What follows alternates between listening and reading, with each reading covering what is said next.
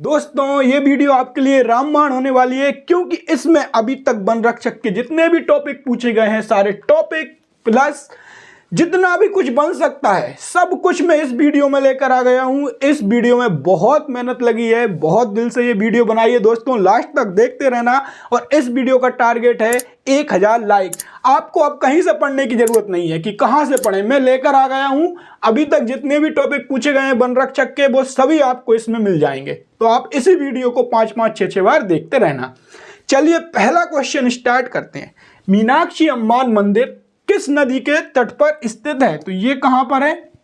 ये है बेगई नदी के तट पर स्थित। अब हम कुछ मंदिर डिस्कस कर लेते हैं जो कि पूछे गए हैं पिछले पेपरों में, जैसे कि इसमें रेलवे में पूछे गए हैं और अभी एमपी पुलिस में पूछे गए हैं, और जहां से भी मिले वहां से सब इंपोर्टेंट लेकर आ गया। अक्षरधाम मंदिर कहां पर है? अक्षरधाम मंदिर है नई दिल्ली में, और केदारनाथ मंदिर उत्तराखंड में। विरूपाक्ष मंदिर इंपोर्टेंट है और यह है कर्नाटक में। पूछेगा विरूपाक्ष मंदिर कहां पर है? तो यह है कर्नाटक में। महाबोधि मंदिर कहां पर है? बिहार में। और सबरीमाला टेम्पल ये कहां पर है? केरल में। और रथ मंदिर यह है तमिलनाडु में। साथ ही जगन्नाथपुरी कहां में? उड़ीसा। तो जगन्नाथपुरी है उड़ीसा में। और देखिए जरा, क्योंकि ये मंदिर का टॉपिक बहुत इंपॉर्टेंट है तो मैंने उसी में इंक्लूड करता चला गया मैं, ताकि कहीं भटकने की जरूरत ना रहे। श्री राम मंदिर अयोध्या में स्थित है। सोमनाथ मंदिर गुजरात में स्थित है। सोमनाथ मंदिर कहां पर है? गुजरात में। खजुराहो मध्य प्रदेश में। और कंदारिया महादेव मंदिर भी कहां पर है? ये भी मध्य प्रदेश में है। बृहदेश्वर मंदिर तमिलनाडु में। और ऐरातेश्वर मंदिर भी कहां पर है? ये भी तमिलनाडु में है। बृहदेश्वर मंदिर किसने बनवाया था? राज चोल ने बनवाया था। रामेश्वरम मंदिर कहां पर है? तमिलनाडु में। और कोणार्क का सूर्य मंदिर कहां पर है? उड़ीसा में। कोणार्क का सूर्य मंदिर कहां पर है? उड़ीसा में। और माता वैष्णो देवी का मंदिर है जम्मू एंड कश्मीर में। बृहदेश्वर मंदिर तमिलनाडु में और ऐरातेश्वर मंदिर भी तमिलनाडु में। तो देखिए दोस्तों, जितने भी मंदिर बन सकते थे इंपोर्टेंट, वो सभी आपको क्या करना है, क्वेश्चन के साथ आपकी शिफ्ट का एनालिसिस भी हो रहा है, और साथ में जितने भी टॉपिक उसने पूछे हैं वो आपको एक ही वीडियो में मिल जाएंगे। तो ये भी दिक्कत नहीं है कि अलग अलग टॉपिक अलग अलग जगह सर्च करूं। मुझे बहुत सारे कमेंट आए थे, प्लीज सर इंपॉर्टेंट टॉपिक पर वीडियो लेकर आइए, तो मैं सभी टॉपिक पर आ गया हूं। नेक्स्ट है अकबर का किला कहां स्थित है? तो अकबर का किला है अजमेर के मध्य में स्थित। लेकिन मध्य प्रदेश के किलों से क्वेश्चन बन रहा है कि मध्य प्रदेश में मांडू का महल कहां पर है। तो इस तरीके से जो क्वेश्चन बन रहे हैं, असरफी का महल कहां पर है, तो वो सारे क्वेश्चन हम देख लेते हैं। देखिए दाई का महल, अशरफी महल, रानी रूपमती महल, हिंडोला महल और जहाज महल। याद रखना, दाई का महल, अशरफी महल, रानी रूपमती, हिंडोला महल और जहाज महल, ये कहां पर है? यह है आपका मांडू में। हवा महल कहां पर है? चंदेरी में है। नौखंडा महल कहां पर है? नौखंडा महल है चंदेरी में। नौखंडा महल कहां पर है? चंदेरी में। कमेंट में लिखना सतकंडा महल कहां पर है। मदन महल कहां पर है? जबलपुर में। और जबलपुर को हम संस्कार राजधानी कहते हैं। यहीं पर हाई कोर्ट है जबलपुर में। ओलंपिक मध्य प्रदेश ओलंपिक का मुख्यालय भी कहां पर है? जबलपुर में है। संगमरमर भी कहां पर पाई जाती है? जबलपुर में। भेड़ाघाट जलप्रपात भी कहां पर है? जबलपुर में। अब देखिए चमन महल कहां पर है? चमन है भोपाल में। बड़े तालाब घूमकर आना। चमन कहां पर है? भोपाल में। कमलापति महल भी भोपाल में है। और कमलापति रेलवे स्टेशन, हबीबगंज का जो नाम बदल दिया, वे भी भोपाल में है। गौहर महल ये भोपाल में। शौकत महल ये भी कहां पर है? भोपाल में। और मोती महल इंपोर्टेंट है, मोती महल ये कहां पर है? ग्वालियर में। तो इस तरीके से आप देख रहे होंगे दोस्तों कि जो भी क्वेश्चन बन सकता था वो सब क्वेश्चन हम लेकर आपके सामने आ गए हैं। राष्ट्रपति पद का कार्यकाल किस अनुच्छेद में आता है? राष्ट्रपति से हर शिफ्ट में क्वेश्चन पूछे जा रहे हैं, और जो मैंने 25 मई का एनालिसिस कराया था ना, उसमें मैंने आपको सब कुछ बताया था, और अभी तक उसी से क्वेश्चन पूछे जा रहे हैं। कहीं वो 52वां अनुच्छेद पूछ लेगा, 53, 54, 55 इसी के बीच, और क्वेश्चन बहुत रिपीट हो रहे हैं। अगर ये वीडियो आप 4 से 5 बार देखते हो तो जीके साइंस इनका पोर्शन तो आपका यहीं से खत्म होने वाला है। देखिए कार्यकाल 56 में अब हम देख लेते हैं 52 में क्या बोला है। अनुच्छेद 52 आर्टिकल 52 में बोला है कि भारत का एक राष्ट्रपति होगा, ये आर्टिकल 52 में बोला है। अच्छा, आर्टिकल 53 में क्या बोला है? कार्यपालिका का प्रमुख होगा, कार्यपालिका का संवैधानिक प्रमुख होगा। संवैधानिक प्रमुख वर्ड याद रखना, कौन? राष्ट्रपति होगा। ये आर्टिकल 53 में बोला है। और आर्टिकल 54 में चुनाव के बारे में बताया है। और आर्टिकल 55 में निर्वाचन किस तरीके से होगा? एकल मत हस्तांतरणीय पद्धति से जो निर्वाचन होता है, अगर पूछ लिया जाए राष्ट्रपति का निर्वाचन किस पद्धति से होता है, तो एकल मत हस्तांतरण पद्धति से होता है। 56 में क्या बोला है? कार्यकाल बोला है। 57 में क्या बोला है? 57 में पुनर्निर्वाचन। पुनर्निर्वाचन मतलब जैसे कि एक जो माननीय राष्ट्रपति हैं वो कितनी भी बार माननीय राष्ट्रपति बन सकते हैं। ऐसा नहीं कि एक व्यक्ति केवल एक ही बार राष्ट्रपति बन सकता है, वो कितनी भी बार राष्ट्रपति बन सकता है। 58 में क्या बोला है? 58 में योग्यता कि वह भारत का नागरिक हो, लेकिन जरूरी नहीं कि वह पढ़ा लिखा हो, ये लिखा है उसमें, ये राष्ट्रपति बनने की योग्यता में। अनुच्छेद 59 में क्या लिखा है? 59 में शर्तें दी गई हैं। और अनुच्छेद 60 में शपथ के बारे में बताया गया है कि राष्ट्रपति को शपथ, तो राष्ट्रपति को शपथ कौन दिलाता है? आपके सामने ऑप्शन है, उपराष्ट्रपति, मुख्य न्यायाधीश, इन दोनों में से आप बता दीजिए। अनुच्छेद 60 शपथ है, अनुच्छेद 60 शपथ है। और शपथ कौन दिलाता है? राष्ट्रपति को शपथ कौन दिलाता है? मुख्य न्यायाधीश। अब देखिए 61, ये बहुत इंपॉर्टेंट है। 61 में क्या है? महाभियोग। अगर राष्ट्रपति पर महाभियोग लगा है तो इसकी जानकारी आपको उनको 14 दिन पहले देनी होगी। और यह जब 2/3 2/3 बहुमत से पास हो जाएगा तभी राष्ट्रपति को पद से हटाया जा सकता है। तो बोलेगा कितने मेजोरिटी से पास होने चाहिए? 2/3 बहुमत। कितने बहुमत से पास होना चाहिए बिल को? तो 2/3 बहुमत से होना चाहिए, तभी राष्ट्रपति जी को हटाया जा सकता है। क्वेश्चन पूछा है और पूछा जाएगा, जो राष्ट्रपति द्रौपदी मुर्मू हैं वो कौन से नंबर की हैं? तो आपको याद रखना है 15वें नंबर की। प्रधानमंत्री जी की पूछे तो 15वें नंबर की, लेकिन 15वें नंबर के, लेकिन उपराष्ट्रपति की पूछे तो 14वें नंबर की। उपराष्ट्रपति से संबंधित कौन सा आर्टिकल है? तो आर्टिकल 63 में बोला है कि भारत का एक उपराष्ट्रपति होगा, यह आर्टिकल 63 में बोला है। प्रधानमंत्री जी के बारे में कौन सा है? आर्टिकल 75 और 74(1) में बोला है, 74(1) में बोला है कि एक मंत्री परिषद होगी। ये मंत्री परिषद के बारे में जिक्र 74(1) में किया है। तो ये स्लाइड अच्छे से देख लीजिए। जिनका भी पेपर होगा आज, वो जरा देखना कि जो मैंने पहले पढ़ाए हैं उन्हीं में से आ रहे हैं। और मैं अभी भी बोल रहा हूं कि ये जो मैं पढ़ा रहा हूं, अगर कल आपका पेपर है तो आप देखोगे कि इसी वीडियो में से सेम टू सेम क्वेश्चन रखे हुए मिले हैं। क्यों? क्वेश्चन बहुत रिपीट हो रहे हैं, इसलिए ही मैं सब टॉपिक लेकर आया। क्यों? क्योंकि वो यूनेस्को से पूछ रहा है, तो हर शिफ्ट में यूनेस्को से पूछ रहा है, भारत रत्न से पूछ रहा है, भारत रत्न से पूछ रहा है, तो ये टॉपिक हमें ढूंढने में कठिनाई होती है। तो मैं सब टॉपिक, जैसे ही भारत रत्न आएगा तो उसका पूरा टॉपिक आपके नीचे मिल जाएगा, जैसे ही यूनेस्को आएगा उसका पूरा टॉपिक आपको नीचे मिल जाएगा। बॉस इंडिकस किस जानवर का वैज्ञानिक नाम है? हर शिफ्ट में वैज्ञानिक नाम पूछ रहे हैं, तो हम इंपोर्टेंट वैज्ञानिक नाम देख लेते हैं। देखिए, मनुष्य का वैज्ञानिक नाम क्या है? होमो सेपियंस लिन। मनुष्य का वैज्ञानिक नाम क्या है? होमो सेपियंस। मेंढक का है रना ट्रिगना।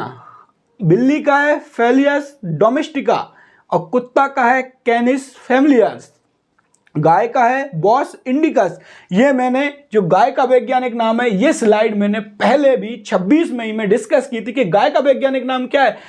Bos indicus. और भैंस का बुलाबुल, ये मैंने बोला था आपसे कि ये क्वेश्चन इंपॉर्टेंट है, और देखिए वो छपाया आ गया। भैंस का बुवालस और बैल का बॉस प्रीमिजिनस टारस। तो इतने नाम आपको याद रखना है। नेक्स्ट है, किस अनुसूची में प्रधानमंत्री के शपथ के बारे में उल्लेख किया गया है? आप जरा देखिए, 25 मई को अनुसूची के बारे में पूछा, 26 मई को अनुसूची के बारे में पूछा, तो हम क्यों अलग अलग जगह से एक एक अनुसूची या एक एक प्रश्न लगाए? हम तो डायरेक्ट पूरा टॉपिक देखेंगे। अब अनुसूची कितनी बन सकती है सब अनुसूची से देख लीजिए। पहली अनुसूची में क्या बोला है? भाई इनने हमसे क्या तीसरी पूछ लिया, अब हो सकता है पहली पूछ ले। तो पहली अनुसूची में बोला है राज्य एवं संघ क्षेत्र के बारे में बोला है। दूसरी अनुसूची में वेतन और भत्ते के बारे में बोला है, वेतन भत्ते के बारे में दूसरी अनुसूची में। तीसरी अनुसूची में शपथ के बारे में बोला है कि शपथ किसको कौन दिलाएगा, जैसे कि राष्ट्रपति को शपथ कौन दिलाएगा, उपराष्ट्रपति को शपथ कौन दिलाएगा। चौथी अनुसूची में बोला है राज्यसभा की सीटों का आवंटन। पांचवी अनुसूची में बोला है कि जो एससी और एसटी हैं, अनुसूचित जाति और अनुसूचित जनजाति हैं, इनके क्षेत्रों में प्रशासन शासन किस तरीके से किया जाएगा, ये अनुसूची 5 में बोला है। अब अनुसूची 6 आपसे पूछेगा ही पूछेगा कि अनुसूची 6 में क्या है, तो अनुसूची 6 में कुछ विशेष राज्य असम, मेघालय, मिजोरम और त्रिपुरा, ये आपको याद रखना पड़ेगा। क्या असम, त्रिपुरा, मेघालय, मिजोरम, इन राज्यों में शासन किस तरीके से होगा एससी और एसटी में, ये 6वीं अनुसूची में पूछा है। क्योंकि क्वेश्चन ये आएगा कि निम्न में से कौन सा राज्य 6वीं अनुसूची में शामिल नहीं है, तो आप याद रख लेना अत्रि मैमी ये राज्य शामिल है। 7वीं अनुसूची में सा से संबंध और सा से साथ, तो केंद्र और राज्य के बीच संबंध, ये 7वीं अनुसूची में बोला है। 8वीं अनुसूची में 22 भाषाओं का उल्लेख किया गया है कि 22 भाषाओं का उल्लेख, और भाषाओं से याद आया मुझे दोस्तों, पहले मैंने बताया था कि सिंधी भाषा को 1967 में जोड़ा गया है, और मैंने बोला था कि भाषा से हर शिफ्ट में क्वेश्चन आएगा। आप इस शिफ्ट में भी देखना, आपको भाषा से क्वेश्चन मिलेगा, यूनेस्को से मिलेगा, राष्ट्रपति से मिलेगा, संविधान से मिलेगा, जो टॉपिक बिल्कुल चल रहे हैं ट्रेंडिंग, मंदिर से मिलेगा, नृत्य से मिलेगा, तो ये सब मैंने इंक्लूड कर दिए हैं। 9वीं अनुसूची में क्या है, भूमि सुधार, और 10वीं में है दल बदल। 11वीं अनुसूची में क्या है, पंचायत के बारे में बताया गया है, और 12वीं अनुसूची में नगर पालिका के बारे में बताया गया है। कौन सा विटामिन रक्त के थक्के में मदद करता है, तो ये विटामिन के, और यही सेम टू सेम क्वेश्चन अभी एमपीपीएससी में भी पूछा गया था, बिल्कुल same to same. Set A का 3rd या 4th क्वेश्चन था ये, विटामिन के। अब जरा देख लीजिए विटामिन के, ये इंपॉर्टेंट है। इंपॉर्टेंट क्या है मैं वो बता रहा हूं, कौन से विटामिन की कमी से कौन सा रोग होता है। जैसे कि विटामिन ए है, तो विटामिन ए की कमी से, विटामिन बी की कमी से, सी, डी और ई की कमी से कौन कौन से रोग होते हैं। देखिए ए से क्या होती है, नाइट ब्लाइंडनेस हो जाती है, रतौंधी। बी से क्या होता है, बेरी बेरी, ये तो रटते आए होंगे आप, ये I am very very sorry वाला नहीं है, ये बेरी बेरी ये रोग है, वेरी बेरी। विटामिन सी से क्या होता है, स्कर्वी। और विटामिन डी से क्या होता है, विटामिन डी से क्या होता है, विटामिन डी से रिकेट्स होता है। और ये पूछ लेगा कि रिकेट्स का संबंध किससे है, तो विटामिन डी से। और इस रोग का संबंध शरीर के किस अंग से है, तो ये हड्डियों से है। इसलिए विटामिन डी, हम क्या कहते हैं, सूरज के सामने बैठो, सूर्य के सामने विटामिन डी आए, तो विटामिन डी का संबंध रिकेट्स बीमारी से। और विटामिन ई से क्या होता है, बांझपन, विटामिन ई से। और विटामिन के बारे में हम देख रहे हैं कि ये रक्त का थक्का बनाने में काम करता है, रक्त का थक्का बनाने में काम करता है। विटामिन ए का रासायनिक नाम जरूर याद रखना, विटामिन ए का रासायनिक नाम रेटिनॉल होता है। विटामिन ए का रासायनिक नाम क्या होता है, रेटिनॉल। और ये कहाँ से निकला, ये रेटिना से निकला। क्यों, क्योंकि आंखों की रेटिना में 2 सेल होती हैं, एक होती है रोड सेल और एक होती है कोन सेल, जिसे हम शंकु कोशिका और क्षण कोशिका कहते हैं। और इसी में रोडोप्सिन नाम का पिगमेंट पाया जाता है, जो कि विटामिन ए को कंटेंट करने में मदद करता है। और ये कहाँ है, रेटिना, आंख में क्या होती है, रेटिना, और उसी से निकला इसका नाम रेटिनॉल, रेटिनॉल। तो ये आपको याद रखना। विटामिन सी का है एस्कॉर्बिक अम्ल, विटामिन सी का रासायनिक नाम क्या है, एस्कॉर्बिक अम्ल। ये डायरेक्ट छपेंगे आपके पेपर में, डायरेक्ट छपने वाले क्वेश्चन है ये वाले। अब नेक्स्ट स्लाइड पर हम चलते हैं। अवतल दर्पण की आवर्धन क्षमता 1 होती है, तो वस्तु को कहाँ रखते हैं। मैं इतना डिटेल्ड एनालिसिस इसलिए लेकर आया हूँ और इतने टॉपिक इसलिए लेकर आया हूँ, ये वीडियो चलेगी 2 घंटे, इसलिए बिल्कुल आराम से पानी मानी चाय माय पीकर बैठो। लेकिन ये गारंटी है कि अगर ये वीडियो देख ली आपने 2 बार तो आप जो भी क्वेश्चन आएगा वो इसी वीडियो में से लगभग देखने के लिए मिल जाएगा। बस इसे समझते चलना। अवतल दर्पण की आवर्धन क्षमता 1 होती है तो वस्तु को कहां रखते हैं? वक्रता केंद्र पर। एक बहुत ही कंफ्यूजन वाला सवाल मैं बोल देता हूं पहले। वो कंफ्यूजन वाला सवाल क्या है कि ये आपने देखा होगा, पहले मैं बना देता हूं ताकि समझ में आ जाए और आज वो कंफ्यूजन हम जड़ से खत्म कर देंगे। यह है इनफाइनाइट, यह है सी, यह है एफ, ये एफ सी इनफाइनाइट। आप ये बना लीजिए infinite C F, F C infinite. अब वो बोलेगा, ये क्या बोल रहा है? अवतल दर्पण। चाहे अवतल दर्पण बोले या उत्तल लेंस बोले, कंफ्यूजन देखिए क्या है। आपको भी अभी तक शायद समझ में ना आया हो या बहुत से लोगों को पता हो ये कि वो पूछता है अवतल दर्पण में या उत्तल लेंस में जब किसी वस्तु को इनफाइनाइट और सी के बीच रखा जाता है तो प्रतिबिंब कैसा बनेगा? अनंत और वक्रता केंद्र के बीच रखा जाता है, सी के बीच, तो प्रतिबिंब कैसा बनेगा? वस्तु से छोटा, वस्तु से बड़ा, उल्टा, वास्तविक, या फिर वो बोलता है सी और एफ फोकस दूरी के बीच रखा जाता है तो कैसा प्रतिबिंब बनता है? तो हम रटते रहते हैं, कंफ्यूज होते हैं, लेकिन मैं आपको बहुत शानदार तरीका बताता हूं। देखिए, जब आप वस्तु को, यह है वस्तु, यह है प्रतिबिंब, जब आप वस्तु को देखिए, यहां से ये सेंटर है आपका, सी से सेंटर मान लेता हूं, वक्रता केंद्र देखिए जरा,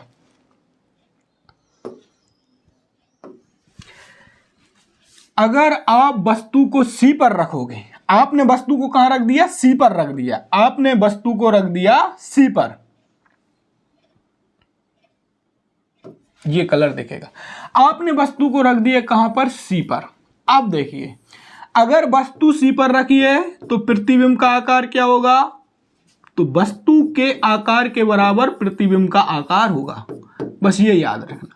अब जरा देखिए, अगर वो बोले इस तरफ जाते जाओगे तो प्रतिबिंब घटता जाएगा, इस तरफ जाते जाओगे तो प्रतिबिंब बढ़ता जाएगा। अब वो 7 क्वेश्चन जो कि हम रटते आए हैं और ये कंफ्यूज करते हैं कि जब वस्तु इनफाइनाइट, अनंत और सी के बीच रखी हो तो प्रतिबिंब कैसा होगा? तो देखिए, अनंत और सी, मतलब सी और अनंत इस तरफ जा रहे हैं तो प्रतिबिंब छोटा होगा।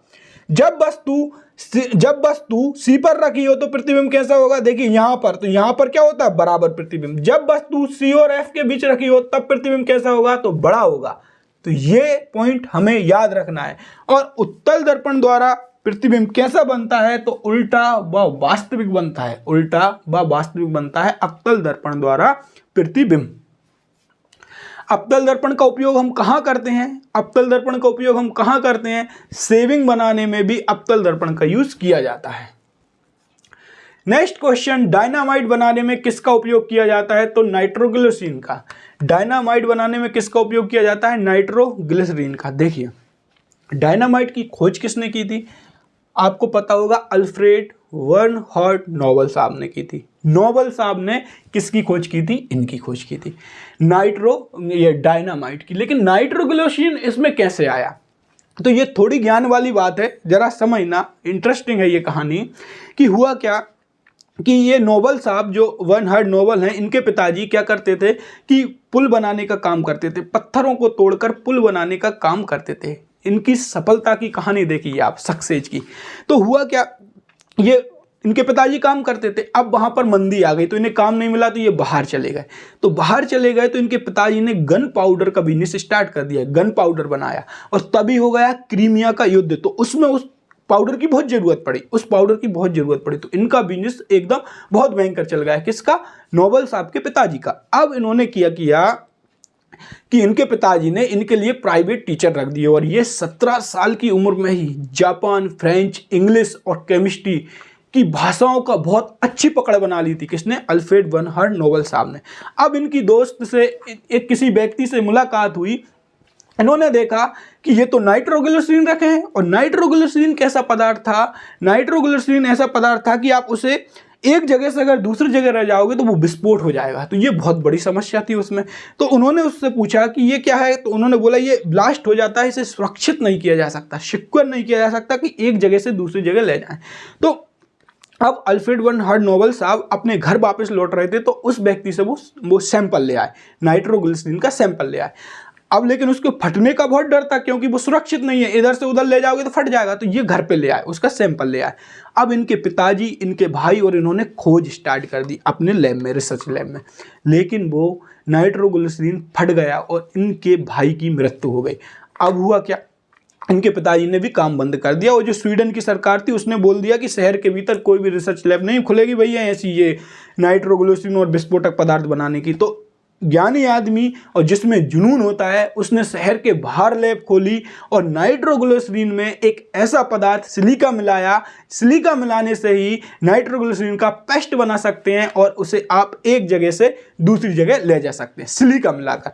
अब हुआ क्या, उसका पेस्ट बना लिया। अब पेस्ट बना लिया तो उसे एक जगह से दूसरी जगह ले जा सकते हैं। तो इन्होंने इस आविष्कार को पेटेंट किस नाम से कराया था, डायनामाइट के नाम से कराया था। तो डायनामाइट की खोज किसने की, अल्फ्रेड वन हर्ड नोबल। लेकिन जैसे ही इन्होंने ये खोज की, लोग इन्हें मौत का सौदागर या मौत का व्यापारी के नाम से बुलाने लगे। क्यों, कारण क्या है।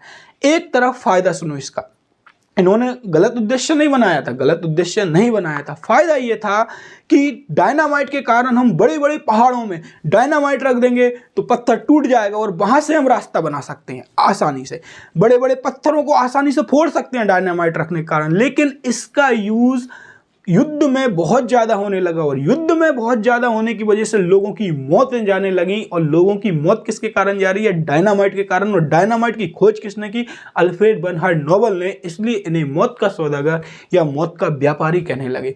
तो इन्हें यह बात बहुत बुरा लगी कि मैंने तो इस तरीके से नहीं बनाया था। फिर उन्होंने क्या किया, जब इनकी मृत्यु हुई 10 दिसंबर को इनकी मृत्यु हुई, तो इनके पास जितनी भी संपत्ति इन्होंने कमाई थी, इन्होंने दान कर दी और बोला कि इसके ब्याज से या जो भी संपत्ति है इससे हर वर्ष जो शांति के क्षेत्र में काम करे और जो बिल्कुल अच्छा काम करे, पूरे विश्व में जो परफेक्ट अच्छा काम करे साहित्य के क्षेत्र में, शांति के क्षेत्र में, तो उसको मेरे पैसों की राशि से पुरस्कृत किया जाए, पुरस्कार दिया जाए। लेकिन आज हम अल्फ्रेड वन हर्ड नोबल को मौत के सौदागर के नाम से नहीं, बल्कि एक अच्छे वैज्ञानिक के नाम से जानते हैं, क्योंकि उन्होंने तो अच्छा काम किया था, गलत नहीं किया था। तो ये थी उनकी सफलता की कहानी, कहां से उठकर कहां वैज्ञानिक बन गए थे। तो हमें भी लगा रहना है और घर वालों की तरफ देखते रहना है। चलिए नेक्स्ट क्वेश्चन देखते हैं। तो ये नाइट्रोग्लिसरीन वाला आपको समझ में आ गया होगा इसकी कहानी। मध्य प्रदेश के कौन से जिले की सीमा महाराष्ट्र से लगती है? तो कुछ जिले हैं ये, अलीराजपुर, बुरहानपुर, बैतूल, सिवनी, खरगोन, छिंदवाड़ा, खंडवा, बालाघाट और बड़वानी। क्वेश्चन आप ये याद रखना, जो मैं बता रहा हूं बहुत इंपॉर्टेंट है। देखिए क्वेश्चन ये याद रखना आप, क्वेश्चन आएगा ये क्वेश्चन। मध्य प्रदेश का सबसे पूर्वी जिला कौन सा है? तो आपको पता है सिंगरौली। उत्तरी जिला कौन सा है? मुरैना। और दक्षिणी जिला कौन सा है? अलीराजपुर। और यहां कौन सा है? बुरहानपुर। ये क्वेश्चन 100% आएगा। अब वो ये पूछेगा पूर्वी जिला, पश्चिमी, दक्षिणी, ये जिला पूछेगा। और एक क्वेश्चन और पूछेगा कि दो राज्यों से साझा करने वाले जिलों की संख्या कितनी है? तो दो राज्यों से साझा करने वाले जिलों की संख्या है 6। कौन कौन सी हैं देख लीजिए, जैसे कि मुरैना और शिवपुरी। मुरैना और शिवपुरी ये किससे बाउंड्री शेयर करते हैं? दो राज्यों से। ये राजस्थान और यूपी से लगे हुए हैं। और देखिए इस तरफ आए हम झाबुआ। झाबुआ किस किस से लगा है? तो झाबुआ लगा है यूपी और राजस्थान से। झाबुआ किससे लगा है? सॉरी, राजस्थान और गुजरात से। और फिर आता है अलीराजपुर। तो अलीराजपुर किससे लगा है? गुजरात और महाराष्ट्र से। कितने हो गए? 4 हो गए। 5वां आता है बालाघाट। बालाघाट किससे लगा है? महाराष्ट्र और छिंदवाड़ा से। फिर क्या आता है? एक और बच गया, वो है सिंगरौली। और ये किससे लगा है? छत्तीसगढ़ और यूपी से। तो ये 6 जिले आपको याद रखना है। देखिए क्वेश्चन बहुत सारे बन गए। आप देखो ये 4 क्वेश्चन, ये 10 क्वेश्चन, तो आपको क्वेश्चन तो इसी में से मिलने वाला है। नेक्स्ट क्वेश्चन देखिए, भारतीय संविधान को कब अपनाया गया? 26 नवंबर 1949 को भारतीय संविधान को अपनाया गया। संविधान दिवस कब मनाते हैं? 26 नवंबर को ही हम संविधान दिवस मनाते हैं। अब दिवस से क्वेश्चन जो कि बहुत इंपॉर्टेंट है, दिवस से क्वेश्चन देखते हैं। विश्व स्वास्थ्य संगठन, विश्व स्वास्थ्य संगठन कब मनाया जाता है? विश्व स्वास्थ्य संगठन, एक सेकंड दोस्तों, एक सेकंड, देखिए विश्व स्वास्थ्य संगठन ये आएगा, विश्व स्वास्थ्य संगठन ये कब मनाया जाता है? ये मनाया जाता है 7 अप्रैल। 7 अप्रैल को क्यों मनाया जाता है? क्योंकि 7 अप्रैल 1948 को विश्व स्वास्थ्य संगठन जो वर्ल्ड हेल्थ ऑर्गेनाइजेशन है ना, उसकी स्थापना हुई थी। विश्व कैंसर दिवस, विश्व कैंसर दिवस ये मनाया जाता है 4 फरवरी को। अंतर्राष्ट्रीय महिला दिवस ये कब मनाया जाता है? अंतर्राष्ट्रीय महिला दिवस ये मनाया जाता है 8 मार्च को, ये मनाया जाता है 8 मार्च को। इसके बाद देखें हम प्रवासी भारतीय दिवस, ये मनाया जाता है आपको 9 जनवरी को, 9 जनवरी को।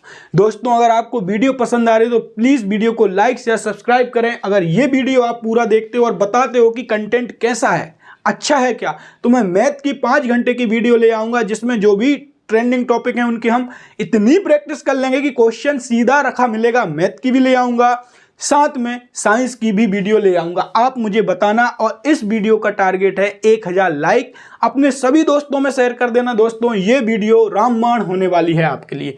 नेक्स्ट क्वेश्चन है मीनाक्षी मंदिर कहां पर स्थित है? तो हम अभी पढ़ के आए मीनाक्षी मंदिर कहां पर है? तमिलनाडु में स्थित है। ये सब मंदिर है, अक्षरधाम मंदिर नई दिल्ली में, केदारनाथ मंदिर उत्तराखंड में, विरूपाक्ष मंदिर कर्नाटक में, महाबोधि मंदिर है बिहार में, और साथ में सबरीमाला मंदिर है केरल, रथ मंदिर ये आप कर लेना दोस्तों, मैं पीडीएफ दे दूंगा आपको। संविधान सभा की पहली बैठक कब हुई? ये क्वेश्चन कितनी बार यूपीएससी में रिपीट हुआ, एमपीपीएससी में रिपीट हुआ।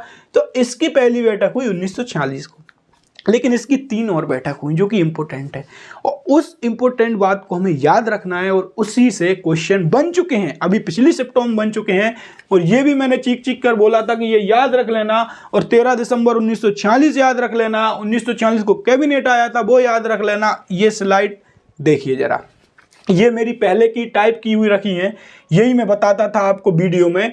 तो ये सब मैंने बताया है आपको, जो अब रिपीट हो रहे हैं क्वेश्चन मैं पढ़ा चुका हूं आपको। और ये वीडियो देखने के बाद तो दोस्तों सब कुछ इसी में से मिल जाएगा, क्योंकि मैंने पूरा का पूरा जितना भी था ना सब मर्ज कर दिया, जितने भी एग्जामों में पूछे गए थे ना इंपोर्टेंट सब कुछ।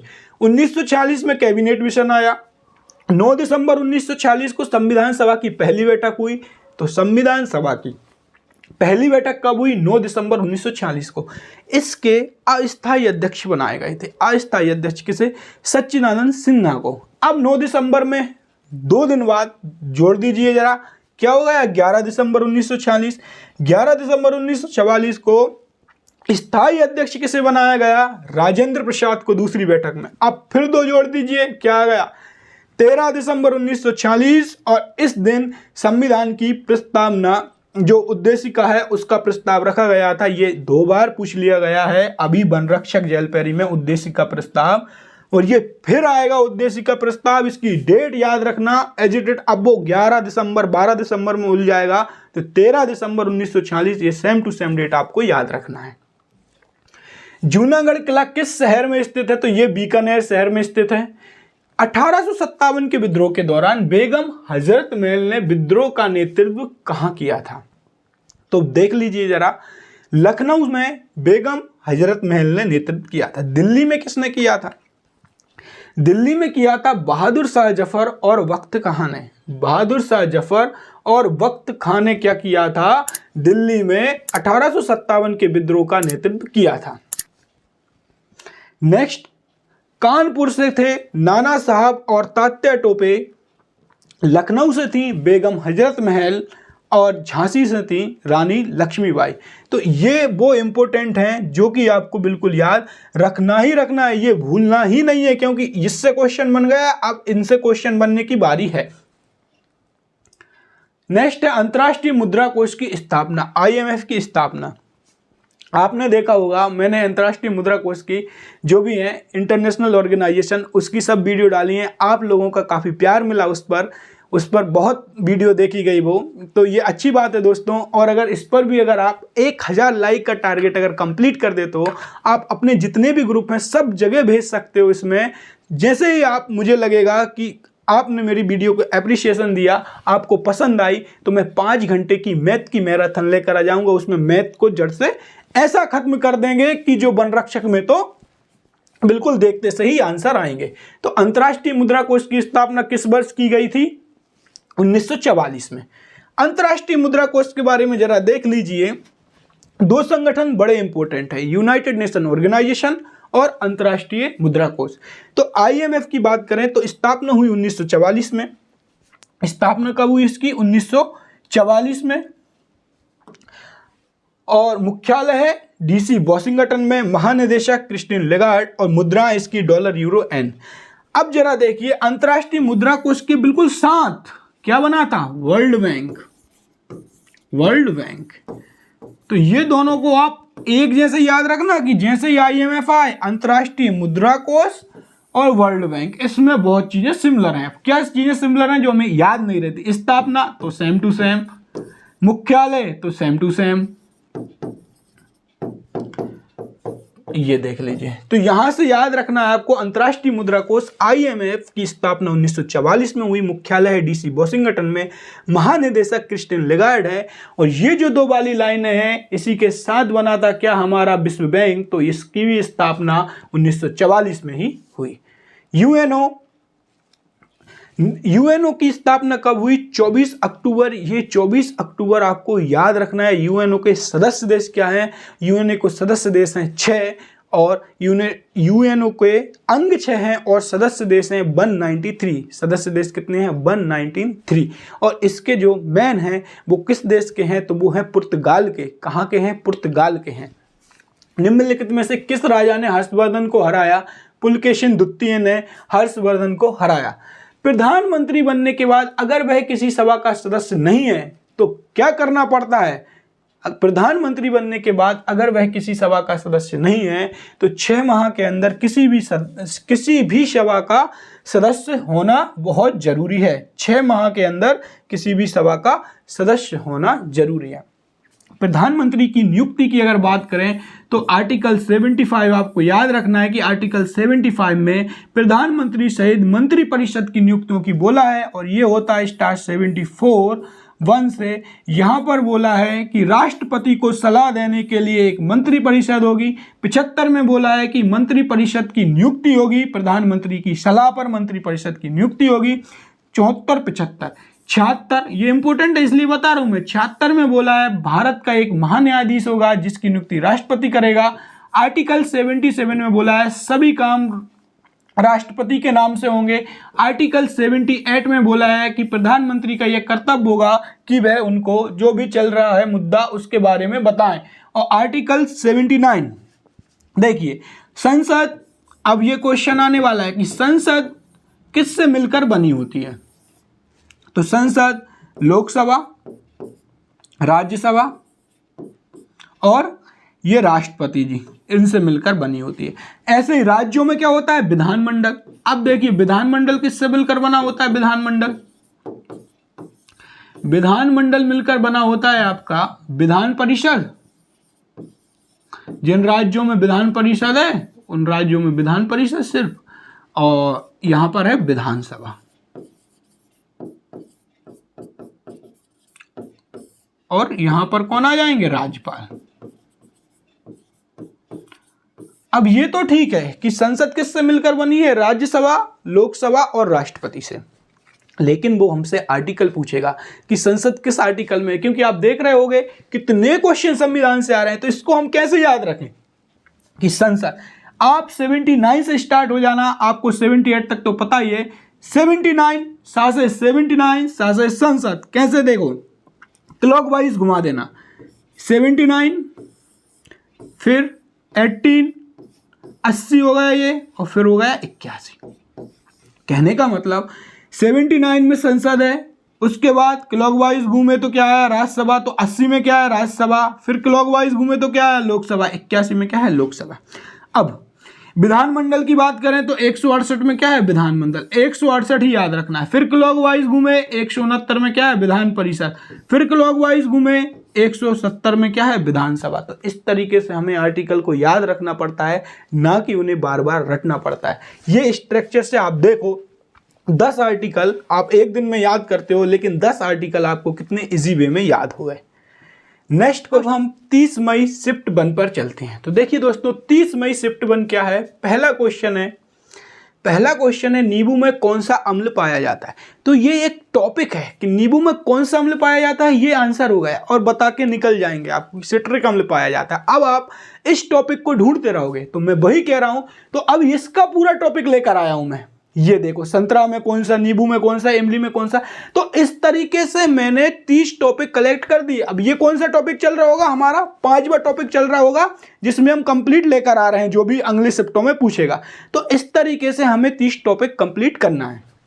तो देखिए संतरा में कौन सा पाया जाता है, संतरा में पाया जाता है सिट्रिक अम्ल या साइट्रिक अम्ल, और नींबू में साइट्रिक अम्ल, सिट्रिक अम्ल पाया जाता है। इमली में टार्टरिक अम्ल पाया जाता है। कच्चा आम की अगर बात करें तो वहां पे अपनी टार्टरिक अम्ल पाया जाता है। अंगूर, कच्चा आम, इमली, टार्टरिक अम्ल पाया जाता है। टमाटर में बात करें तो ऑक्जेलिक अम्ल पाया जाता है। अमरूद में ऑक्जेलिक अम्ल और दही में लैक्टिक अम्ल पाया जाता है। चींटी के डंक में मेथोनिक अम्ल और फार्मिक अम्ल पाया जाता है। आप फार्मिक अम्ल याद रखना, और बिच्छू के डंक में भी फार्मिक अम्ल, मेथोनिक अम्ल पाया जाता है। मधुमक्खी के डंक में जिससे जलन होगी उसमें तो फार्मिक अम्ल मिल रहा है। सेब में मैलिक अम्ल पाया जाता है। सेब में ये मैलिक है, मैलिक अम्ल पाया जाता है।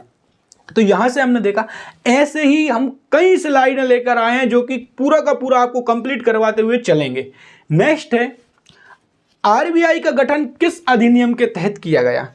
जिसने भी मेरी पुरानी वीडियो देखी है जरा एक बार बताइए, मैंने ये क्वेश्चन बताया था कि नहीं आपको मैंने, और ये बोला था आपसे कि बोलेगा स्थापना तो 1935 लगाना 1 अप्रैल, लेकिन वो ये पूछेगा अगली शिफ्ट में कि किस एक्ट के तहत की गई। आप मेरी पिछली वीडियो उठाकर देख सकते हैं, उसमें मैंने यही लाइन बोली थी कि वो पूछेगा कि किस एक्ट के तहत की गई, तो वो है 1934 का एक्ट, 1934 का एक्ट, और वही क्वेश्चन आ गया। अब स्थापना देख लेते हैं। स्थापना हम रट लेते हैं कि 1 अप्रैल 1935, लेकिन एक्ट 1934 के तहत राष्ट्रीयकरण कब किया गया, 1949 में, और वर्तमान मुख्यालय मुंबई महाराष्ट्र में। पहले RBI governor sir Osborne Smith हैं, और पहले भारतीय गवर्नर कौन थे, ये पूछने वाला प्रश्न है अब नेक्स्ट शिफ्ट में कि आरबीआई के पहले भारतीय गवर्नर कौन थे। तो सीडी देशमुख साहब थे। कौन, सीडी देशमुख साहब थे आरबीआई के पहले भारतीय गवर्नर। लेकिन अगर पूछा जाए कि पहले आरबीआई गवर्नर, तो वो थे ओसबॉर्न स्मिथ। संविधान की प्रस्तावना किस देश से ली गई है, तो ये ली गई है संयुक्त राज्य अमेरिका से। कहां से ली गई है, संयुक्त राज्य अमेरिका से। लेकिन हम इसको ऐसे नहीं जाने देंगे, क्योंकि ये हर शिफ्ट में पूछ रहे हैं कि कहां से क्या लिया गया है। और शायद 26 मई में ही मैंने, जो मैं अब बताने जा रहा हूं वो मैंने 26 मई में ही बताया था, और सबसे पहले संविधान की प्रस्तावना ही लिखी थी कि भैया संविधान की जो प्रस्तावना है ना, जैसे कि ये लिखा है ये कि भैया संविधान में प्रस्तावना होनी चाहिए, तो ये कहां से ले लिया हमने, ये ले लिया यूएसए से। लेकिन जो भाषा ली गई है कि ऐसे ऐसे हम भारत के, ये कहां से ली है, ड्राफ्ट, ये कहां से ली है, ये ली है हमने ऑस्ट्रेलिया से, ये ली है ऑस्ट्रेलिया से। लेकिन ये हर शिफ्ट में पूछा जा रहा है, और ये मैंने बताया भी था आपको, इसलिए मैं इसको पूरा टॉपिक इसका कंप्लीट करूंगा कि कहां से क्या लिया गया है। ये बड़ा इंपॉर्टेंट टॉपिक है। देखिए शुरू से चलते हैं हम, जितने भी बन सकते हैं इसमें क्वेश्चन सब देखेंगे। सबसे पहले उठा लेते हैं हम संयुक्त राज्य अमेरिका को ही, कि संयुक्त राज्य अमेरिका से क्या क्या लिया गया है। संयुक्त राज्य अमेरिका से, तो देखिए संयुक्त राज्य अमेरिका से न्यायिक पुनर्अवलोकन,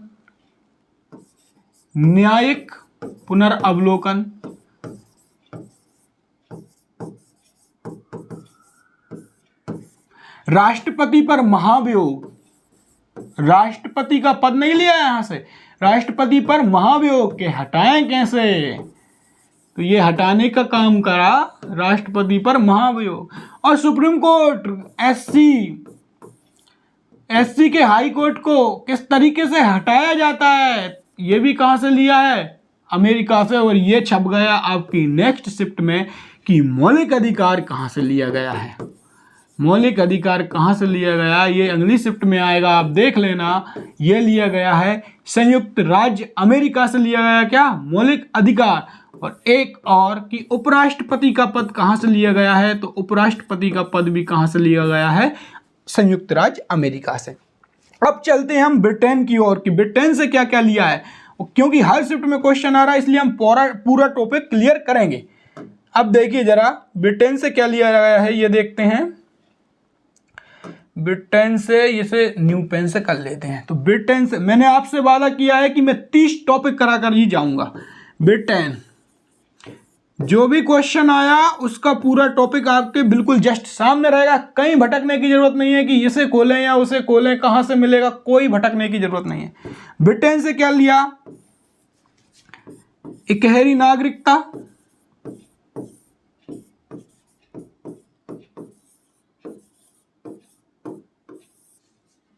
विधि का शासन,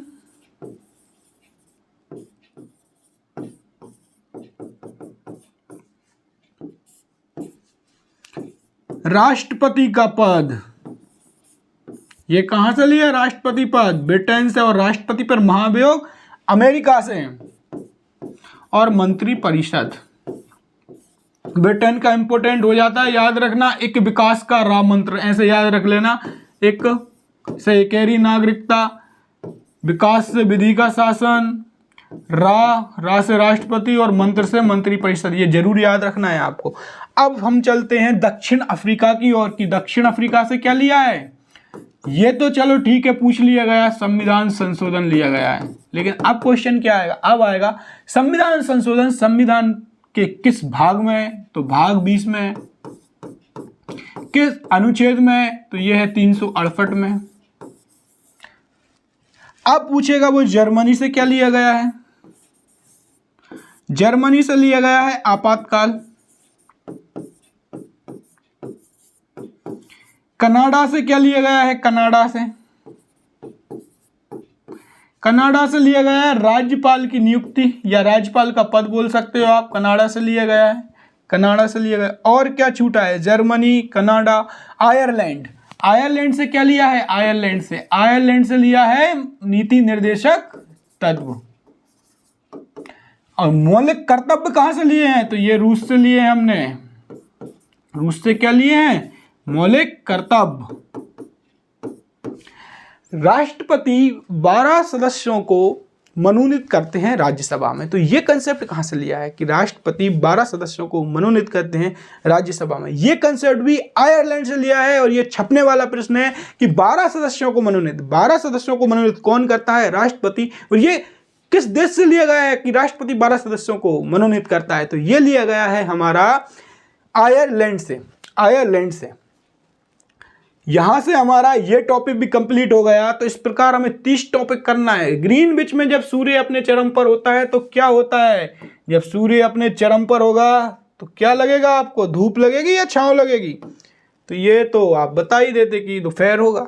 अब देखिए ग्रीनविच लाइन, एक पहले कंसेप्ट समझ लीजिए जो कि इंपॉर्टेंट है, बार बार क्वेश्चन आ रहे हैं इससे, देखिए बार बार क्वेश्चन आ रहे हैं।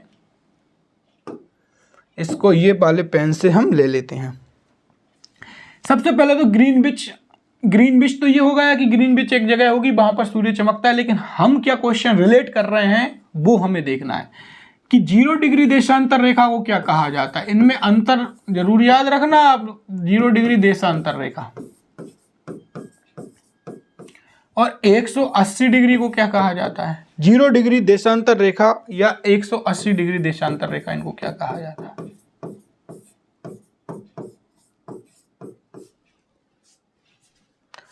तो इसे कहते हैं ग्रीनविच।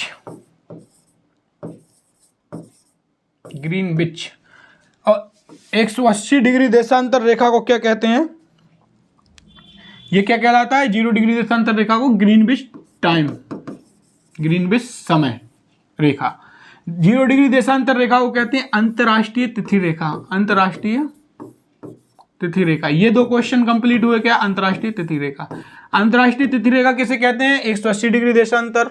ग्रीनविच टाइमलाइन किसे कहते हैं? 0 डिग्री देशांतर को। अब जरा सुनना 10 क्वेश्चन और इसी से रिलेटेड जो कि पेपर में आते हैं और बार बार बने हैं। ये क्या है? आप बोलोगे ग्लोब है, मैंने बोला पृथ्वी है गोल। बीचों बीच से कौन सी लाइन जाती है? भूमध्य रेखा। तो अगर पूछ ले कि दिन और रात कहां पर बराबर होंगे, तो भूमध्य रेखा पर ही बराबर होंगे। भूमध्य रेखा 0 डिग्री, 0 डिग्री। 23.5 डिग्री उत्तरी अक्षांश पर कौन सी रेखा है? 23.5 डिग्री उत्तरी अक्षांश पर कौन सी रेखा है? 0 डिग्री अक्षांश पर कौन सी है? भूमध्य रेखा। क्वेश्चन देखो मैं क्वेश्चन कैसे बनते मैं बता रहा हूं। एमपीपीएससी में ही बना है अभी और पुलिस में भी बना था, पुलिस में भी बना। हाँ, तो देखिए भूमध्य रेखा हो गई और 23.5 डिग्री यहां पर उत्तरी अक्षांश में क्या है, और 23.5 डिग्री दक्षिणी अक्षांश में क्या। अब वो पूछेगा आपसे कि भूमध्य रेखा की स्थिति कहां पर है? भूमध्य रेखा की 1 डिग्री, 2 डिग्री, 0 डिग्री। तो 0 डिग्री याद रखना है आपको। 23.5 डिग्री अक्षांश पर क्या है? 23.5 डिग्री अक्षांश पर है कर्क रेखा। 23.5 डिग्री उत्तरी अक्षांश पर है कर्क रेखा और ये है भूमध्य रेखा। और इससे नीचे क्या है? 23.5 डिग्री, 23.5 डिग्री दक्षिणी अक्षांश पर क्या है? मकर रेखा। ये 3 क्वेश्चन। कर्क रेखा को काटने वाली नदी, ये बार बार पूछा जाता है कि निम्न में से कौन सी नदी कर्क रेखा को काटती है? तो आपने पढ़ा होगा मध्य प्रदेश में माही नदी, मध्य प्रदेश में माही नदी कर्क रेखा को 2 बार काटती है। तो ये है हमारी क्या? कर्क रेखा 23.5 डिग्री पर। ये है हमारी क्या? भूमध्य रेखा 0 डिग्री पर। और ये है हमारी क्या? मकर रेखा। तो जरा देख लीजिए, कर्क रेखा को काटने वाली नदी का नाम है माही नदी। लेकिन कर्क रेखा ही थोड़ी पूछता रहेगा, भूमध्य रेखा भी तो पूछ सकता है। तो ये है भूमध्य रेखा को काटने वाली नदी 2 बार, कांगो नदी। और फिर मकर रेखा भी तो पूछ सकता है, तो यह है लिम्पोपो नदी, लिम्पोपो नदी। और ये क्वेश्चन पूछ लिया गया है लिम्पोपो नदी वाला। तो देखिए कैसे याद रखना है। ऊपर सबसे पहले कर्क रेखा है, फिर भूमध्य रेखा है, फिर मकर रेखा है। अब नदियों की पूछे कि कौन 2 बार काटता है, तो आपको याद रखना है माँ काली, माँ काली, माँ से माही नदी, कांगो नदी और लिम्पोपो नदी। तो इतने क्वेश्चन आपके क्लियर हुए होंगे। नेक्स्ट क्वेश्चन है बुकर प्राइज 2022 किसे मिला? तो बुकर प्राइज 2022 मिला गीतांजलि श्री को। और बुकर प्राइज से इंपॉर्टेंट क्वेश्चन क्या बन सकते हैं, वो इंपॉर्टेंट है। देखिए शुरुआत, सबसे पहले तो शुरुआत कब हुई बुकर प्राइज की? तो 1969 में। सबसे पहले किस भारतीय को मिला? अरुंधति रॉय को, अरुंधति रॉय को, अरुंधति रॉय को। अच्छा, इनको जो गीतांजलि श्री को मिला है, ये प्रथम महिला थी, है ना? ये क्या थी? प्रथम महिला, अरुंधति राय। तो इनको किस पुस्तक के लिए मिला है? किस पुस्तक के लिए मिला है? किस पुस्तक के लिए मिला? तो ये मिला है the Tom of sad, Tom of sand, रेत समाधि के लिए किसे मिला है? गीतांजलि श्री को बुकर प्राइज मिला है। नेक्स्ट क्वेश्चन पर चलते हैं। केशवराव कृष्ण नारायण दाते किस क्षेत्र से संबंधित हैं? तो यह है कार्डियोलॉजिस्ट। प्राकृतिक गैस संबंधित समिति है क्रीट पारिक समिति। प्राकृतिक गैस से संबंधित समिति है क्रीट पारिक समिति। अब हम कुछ और समिति को डिस्कस कर लेते हैं। यहां पर पहले मैं लैपटॉप का चार्जर लगा लेता हूं इस डिजिटल बोर्ड में, नहीं लैपटॉप बंद हो जाएगा।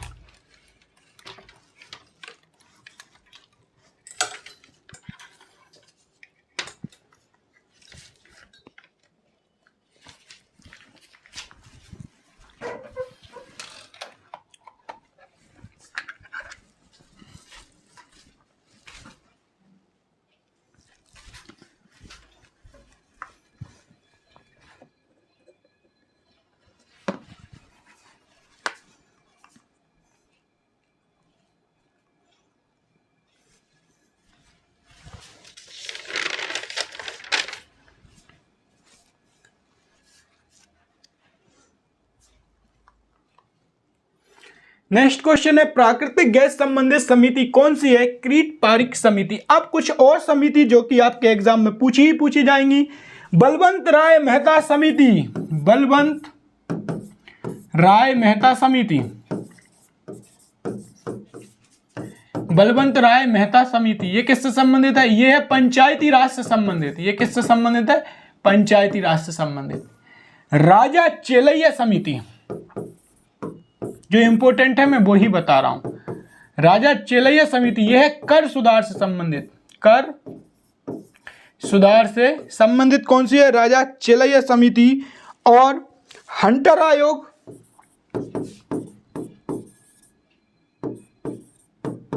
यह है जलियांवाला बाग, जलियांवाला बाग हत्याकांड हुआ था ना, उससे संबंधित है। तो प्राकृतिक गैस से संबंधित कौन सी है? यह पारिक समिति है। और ठक्कर आयोग किससे है? ठक्कर आयोग, अगर ठक्कर आयोग पूछ ले तो इंदिरा गांधी की मौत से संबंधित है ये ठक्कर आयोग। ये क्या है? ठक्कर आयोग। तो आपको ये चार समिति जो कि मोस्ट इंपोर्टेंट है। बलवंत राय मेहता समिति कब आई थी? 1957, पंचायती राज आपने खूब पढ़ा होगा पटवारी में, ठीक है, तो ये आपको याद रखना है। नेक्स्ट क्वेश्चन है, 1939 में सुभाष चंद्र बोस के इस्तीफा देने के तुरंत बाद भारतीय राष्ट्रीय कांग्रेस के अध्यक्ष कौन बने? हुआ क्या था? 1939 में चुनाव हुआ त्रिपुरी में।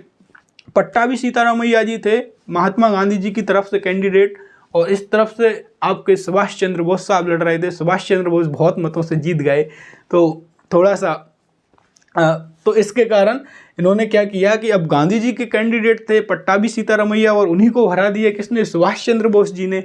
तो थोड़ा सा हलचल सी मच गई थी, तो इन्होंने इस्तीफा दे दिया था। किसने? सुभाष चंद्र बोस जी ने। और इसके बाद किसको नियुक्त किया गया था अध्यक्ष के रूप में? राजेंद्र प्रसाद को, डॉक्टर राजेंद्र प्रसाद को।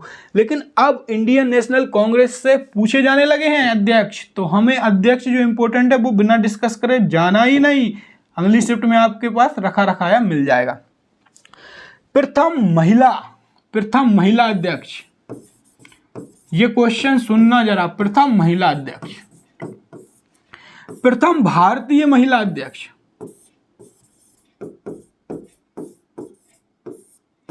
प्रथम भारतीय महिला अध्यक्ष, और प्रथम प्रवासी भारतीय महिला अध्यक्ष कौन थी? बताओ जरा। तो देखिए, ये थी कौन? ये थी Annie Besant. Annie Besant. Date पूछेगा कब ये अध्यक्ष थी? तो 1917 में। अब जो महिला बनती जाएंगी, जैसे कि प्रथम भारतीय महिला अध्यक्ष सरोजिनी नायडू, तो और प्रथम प्रवासी भारतीय महिला अध्यक्ष तो नलिनी सेन गुप्ता। तो इनकी डेट कैसे याद रखें? एनी बेसेंट जी की याद रख ली 1917, इसमें 8 जोड़ दो। 1925 में सरोजिनी नायडू थी, फिर 8 जोड़ दो। 1933 में कौन थी? नलिनी सेन गुप्ता थी। 1924 इंपोर्टेंट है, बेलगांव अधिवेशन जो कि कर्नाटक में हुआ था, और इसकी अध्यक्षता किसने की थी?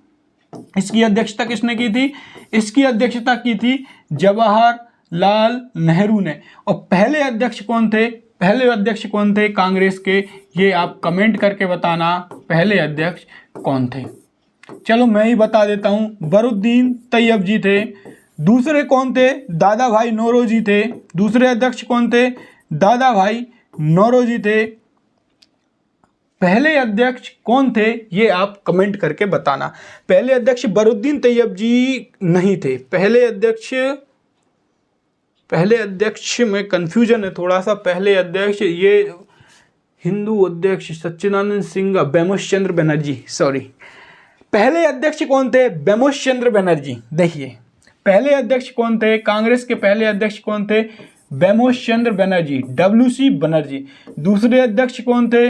दादा भाई नौरोजी। तीसरे अध्यक्ष कौन थे? बरुद्दीन तैयब जी। पहले, दूसरे, तीसरे, ये इंपॉर्टेंट है। बेमोश चंद्र बनर्जी, दादा भाई नौरोजी और बरुद्दीन तैयब जी, ये बहुत इंपॉर्टेंट है। और 1916 में कौन थी? अंबिका चरण मजूमदार थी। अंबिका चरण मजूमदार अध्यक्ष थी। और इसी बीच गरम दल और नरम दल में समझौता हुआ था, और मुस्लिम लीग के साथ समझौता हुआ था। इसे लखनऊ समझौता के नाम से भी जाना जाता है। 1916 में कौन थी? 1916 में थी अंबिका चरण मुजुमदार जी। तो ये इतना आपको याद रखना है। प्रथम आसियान शिखर सम्मेलन कहाँ आयोजित किया? इंडोनेशिया के बाली में। अब जरा देखिए यूनाइटेड नेशन ऑर्गेनाइजेशन, ये संगठन बड़ा ही इंपॉर्टेंट है, इससे हर शिफ्ट में क्वेश्चन आ रहा है इसलिए मैंने ले लिया। स्थापना 24 अक्टूबर 1945, अंग हैं इसके 6, सदस्य देश हैं 193, अंतिम सदस्य देश है दक्षिणी सूडान, मुख्यालय है न्यूयॉर्क और महासचिव एंटोनियो गुटेरेस जो कि किस देश के हैं? पुर्तगाल से आते हैं ये। भारत की तरफ से रुचिरा कंबोजी हैं। अब मैंने आपको बताया था अंतर्राष्ट्रीय मुद्रा कोष, इतना याद रखना। स्थापना कब हुई? 1944 में।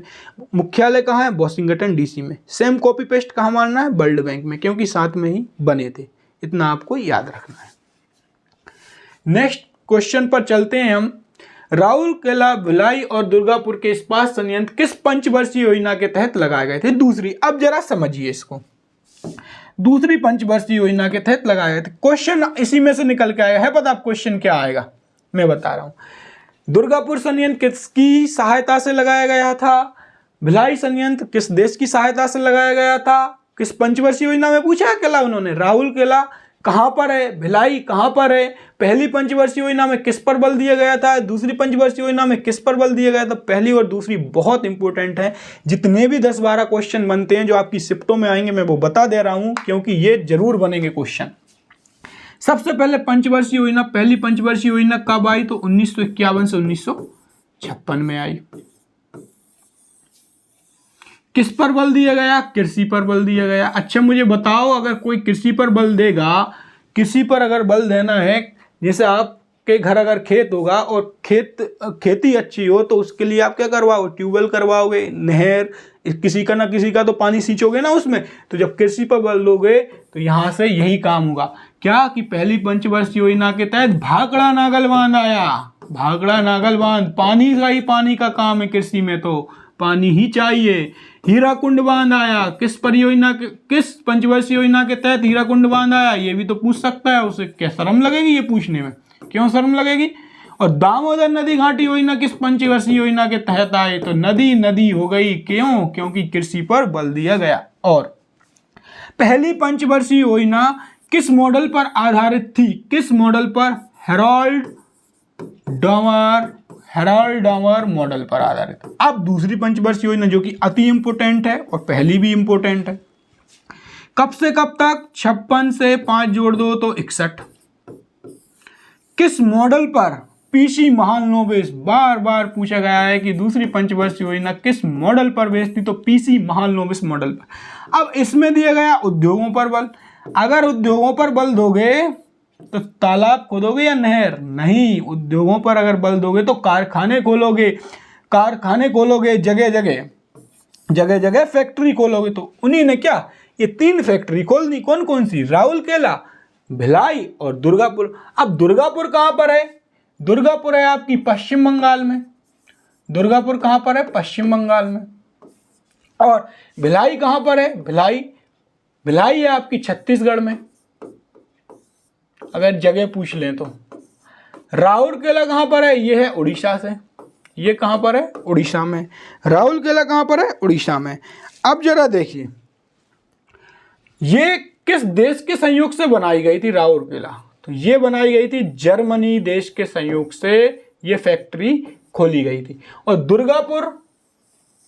दुर्गापुर इंग्लैंड देश के सहयोग से बनाई गई थी। इंग्लैंड देश के सहयोग से बनाई गई थी दुर्गापुर इस्पात संयंत्र। और भिलाई रूस के सहयोग से बनाई गई थी। भिलाई रूस के सहयोग से बनाई गई थी। तो ये पॉइंट जो है आपको याद रखना है, इसमें ही पंचवर्षीय योजना से क्वेश्चन आएंगे। और अब ये पूछ लिया तो अगली शिफ्ट में आप देख लेना 3 क्वेश्चन इंपॉर्टेंट हैं। एक तो मॉडल और एक इनके तहत क्या क्या आए थे, और राउरकेला, भिलाई और दुर्गापुर किस देश के सहयोग से बनाए गए थे।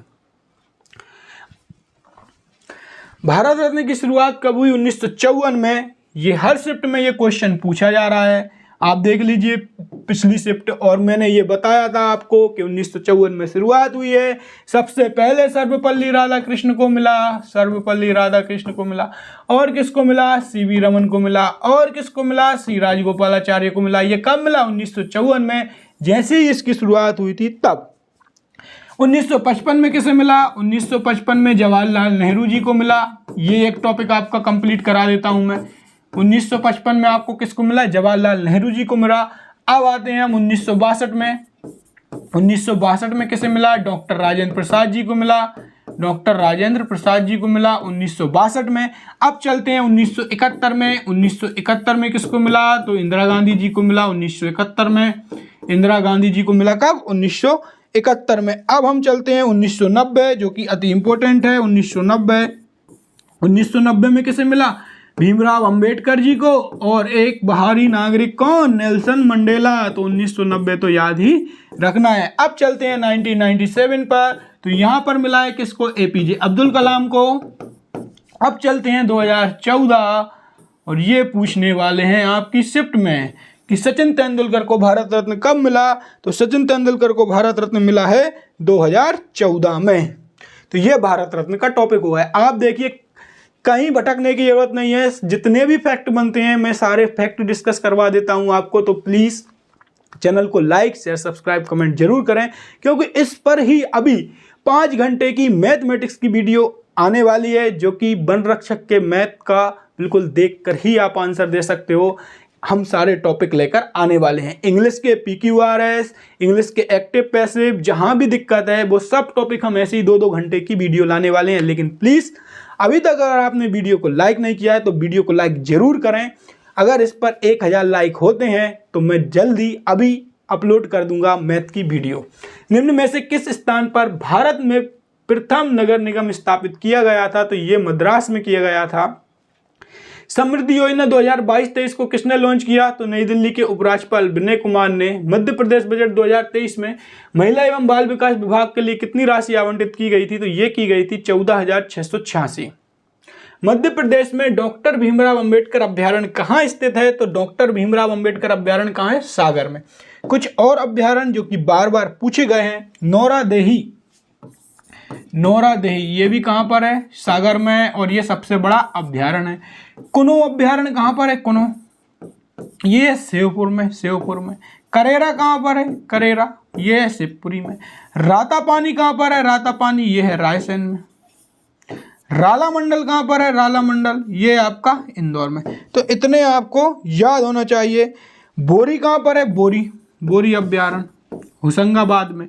गांधीनगर अभ्यारण्य कहां पर है? गांधीनगर, गांधीनगर है मंदसौर में। ये अभ्यारण्य है। और ये नेक्स्ट शिफ्ट ने अब अभ्यारण्य से टॉपिक उठा लिया तो ये पूछने वाले हैं। मध्य प्रदेश का सबसे पूर्वी जिला अभी हम डिस्कस करके आए हैं। बोला था किसी ना किसी शिफ्ट में ये क्वेश्चन आएगा ही आएगा।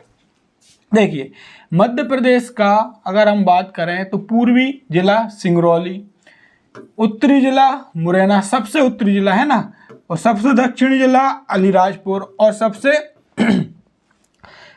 दक्षिणी जिला सबसे पश्चिमी जिला अलीराजपुर, और सबसे दक्षिणी जिला क्या आएगा? बुरहानपुर। ये आपको याद रखना है। और कितने राज्य 2 राज्यों की सीमा को साझा करते हैं? तो वो हैं 6। कौन कौन से? मुरैना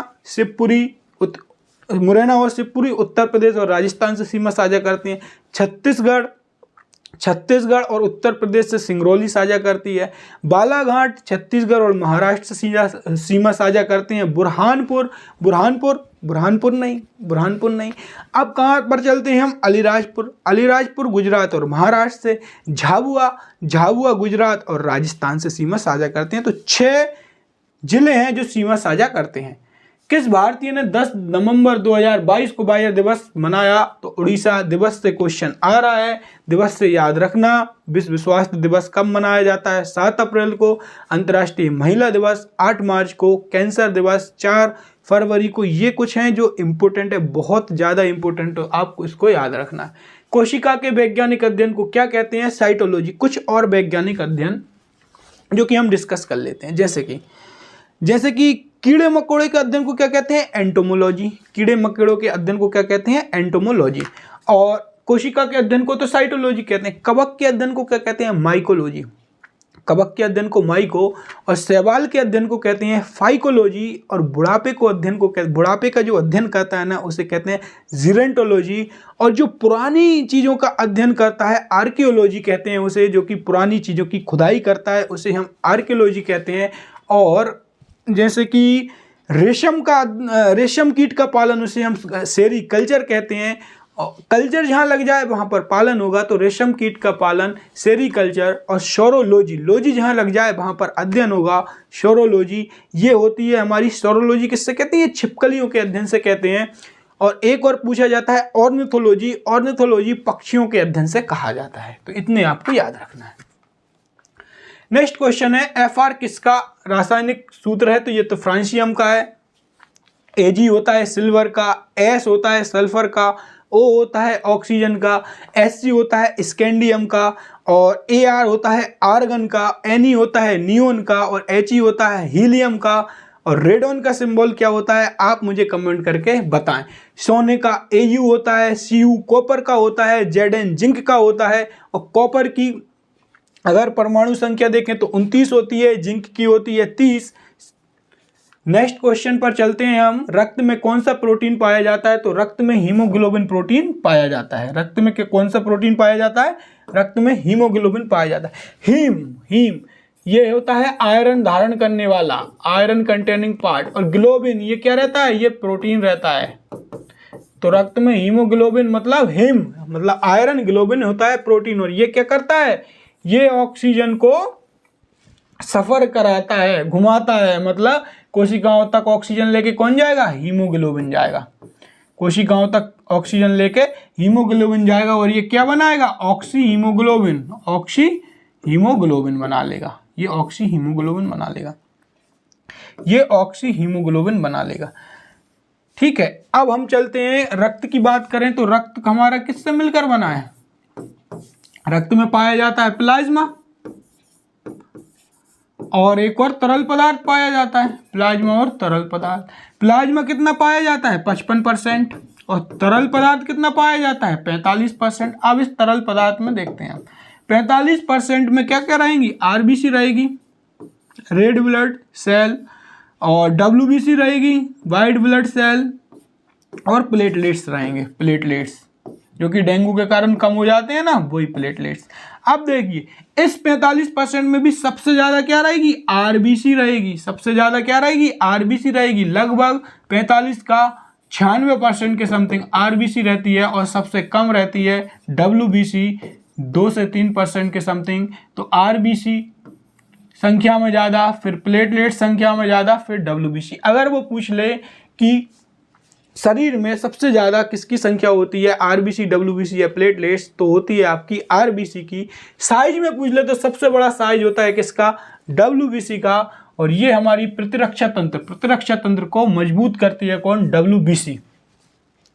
नेक्स्ट क्वेश्चन पर चलते हैं। पारिस्थितिकी खोज रिटर्न की, और एक कोशिकीय जीव किसे कहते हैं, अमीबा, जीवाणु, पैरामीशियम और शैवाल को कहते हैं। अच्छा, आप मेरे एक क्वेश्चन का जवाब देना कमेंट बॉक्स में। इस धरती पर जो भी जन्मा है वो मरा है, ऐसा अखंड सत्य है। तो मुझे जरा जवाब देना कि अमीबा की अगर हम बात करें तो अमीबा में आप सबने पढ़ा होगा कि अमीबा में द्विविखंडन होता है। अमीबा में क्या होता है, द्विविखंडन होता है। ये है अगर अमीबा, ये अमीबा, तो ये अभी जिंदा है क्या, है जिंदा, तभी तो अमीबा है। इसमें सूडोपोड लगे रहते हैं, कूटपाद लगे रहते हैं, अपने शिकार को पकड़ने के लिए, चलने के लिए कूटपाद लगे रहते हैं। अब मेरी एक बात सुनना, अमीबा क्या है, अभी जिंदा है अमीबा जिंदा। अब इसमें क्या होता है, द्विखंडन होता है, द्विविखंडन हुआ है। अब हो गया अमीबा आधा आधा। यहाँ पर क्या है, अमीबा जिंदा है। जैसे समझना जरा, ये अमीबा है, ये जिंदा है। अब ये बच्चों को जन्म तो देगा नहीं, बच्चों को जन्म की कैसे देता है, ये द्विविखंडन हो जाता है, 2 विखंडन। तो इसके 2 पार्ट हो गए। अब 2 अमीबा हो गए। एक अमीबा पहले ये अमीबा था, एक कोई अमीबा है। अब इसी के 2 अमीबा बन गए। कौन कौन से बन गए, 1 और 2। तो लेकिन अब ये 2 अमीबा बन गए। अब ये 2 अमीबा बन गए। अब ये 2 अमीबा भी आधे होंगे, फिर ये 4 अमीबा बन गए। तो आप बताओ जरा कि अमीबा क्या पृथ्वी पर ऐसा जीव है जो मरता ही नहीं है? क्यों? क्योंकि एक अमीबा से 2 अमीबा, 2 अमीबा से 4 अमीबा, तो क्या एक कोशीय जीव मरते हैं या नहीं मरते? तो आप कमेंट बॉक्स में बताना। नेक्स्ट क्वेश्चन है, क्यूरी की इकाई किसने बनाई? तो क्यूरी की इकाई मेरी और पियरे क्यूरी ने बनाई। कुछ और इकाई हर शिफ्ट में पूछा जा रहा है, जरा देखते हैं।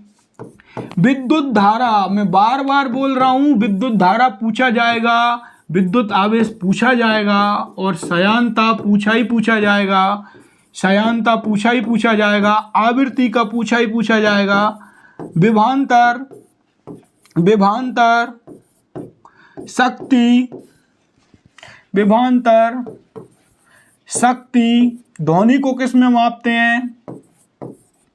बल, ऊर्जा, विस्थापन, इनकी यूनिट बताना। देखो, शक्ति को किस में मापते हैं? वाट में।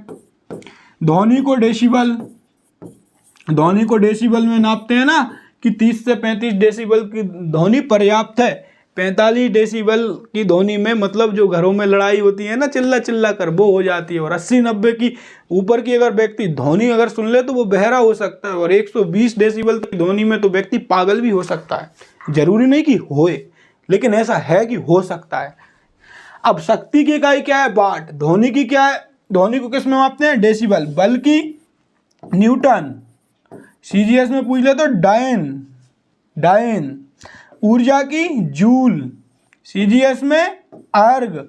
विद्युत धारा की एम्पियर, विद्युत आवेश की कूलम, श्यानता की पॉइस, आवृत्ति की हर्ट्ज, विभवांतर की वोल्ट, और विस्थापन की मीटर। अच्छा, एक टॉपिक जो कि शायद आपको नहीं पढ़ाया गया होगा वो है न्यूमेरिकल वाला। तो मैं फिजिक्स के न्यूमेरिकल लेके आता हूँ, 50 न्यूमेरिकल लेके आऊँगा, और वो क्लास ऐसी रहेगी कि आप किसी भी एग्जाम में बैठ जाना। अभी शायद 2-3 घंटे से लेकर आ जाता हूँ मैं टाइप करवा के। किसी भी एग्जाम में बैठ जाना आप, उन न्यूमेरिकल से बाहर नहीं जाएगा। फिजिक्स और केमिस्ट्री के सारे न्यूमेरिकल, फिजिक्स केमिस्ट्री के आपको उसमें मिल जाएंगे। तो वो वीडियो मैं लेकर आऊँगा। आपने अभी तक चैनल को सब्सक्राइब नहीं किया है तो आप सब्सक्राइब करके रखना, क्योंकि वन रक्षक के सारे इंपॉर्टेंट टॉपिक, और MP पुलिस हो या MP SI हो, मैं सारे इंपॉर्टेंट टॉपिक आपको इसी चैनल पर डालूंगा। तो आप सब्सक्राइब करके रखना। नेक्स्ट है, शरीर की सबसे मजबूत मांसपेशी ये है, और एक व्यक्ति एक दिन में कम से कम कितना कचरा करता है? तो आधा किलोग्राम कचरा करता है। निम्न में से कौन सा बायोडिग्रेडेबल है? तो कौन सा बायोडिग्रेडेबल है? तो जिसका आसानी से क्षरण हो जाए वही क्या है? बायोडिग्रेडेबल है। देखिए, देखते हैं इसका, बायोडिग्रेडेबल और नॉन बायोडिग्रेडेबल, ये देखते हैं। तो बायोडिग्रेडेबल ये है, और ये है नॉन बायोडिग्रेडेबल, जो आसानी से क्षरण हो जाए। क्या हो सकता है? पेपर, पेपर अगर फेंक दिया तो वो आसानी से सड़ गल जाएगा, या फिर पॉलीथीन, पॉलीथीन नहीं सड़ेगी, तो ये नॉन हो गई पॉलीथीन।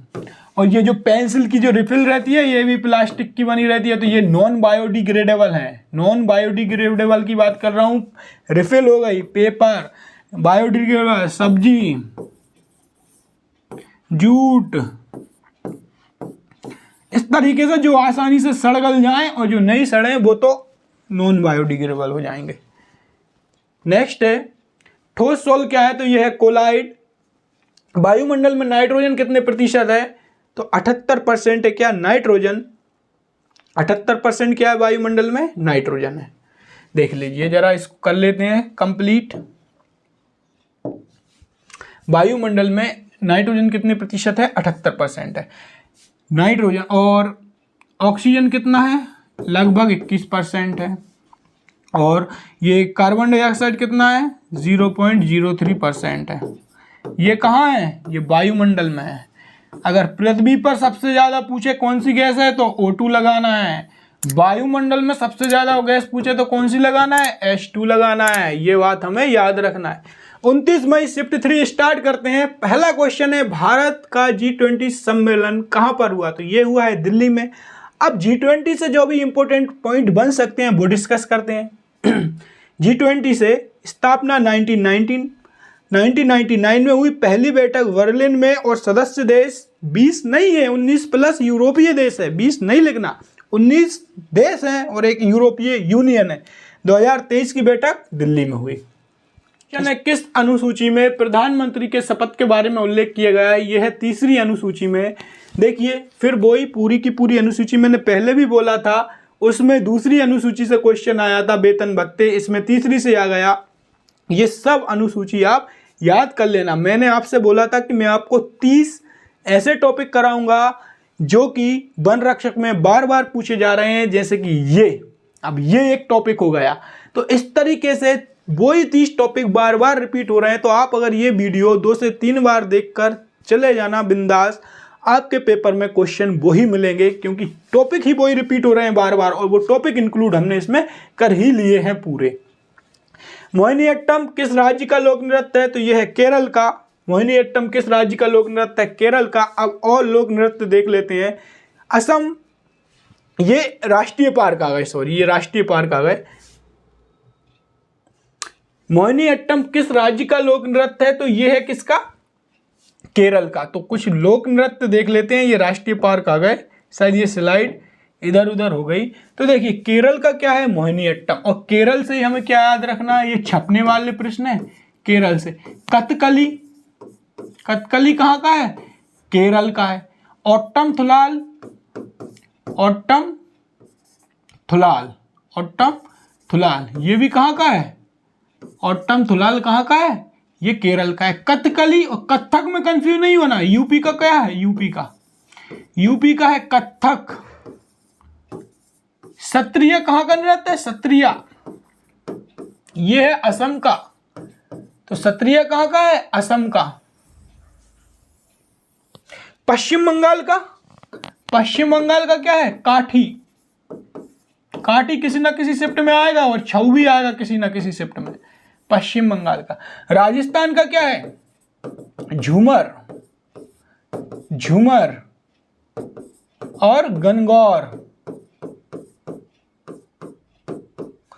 जम्मू कश्मीर का क्या है? जम्मू कश्मीर का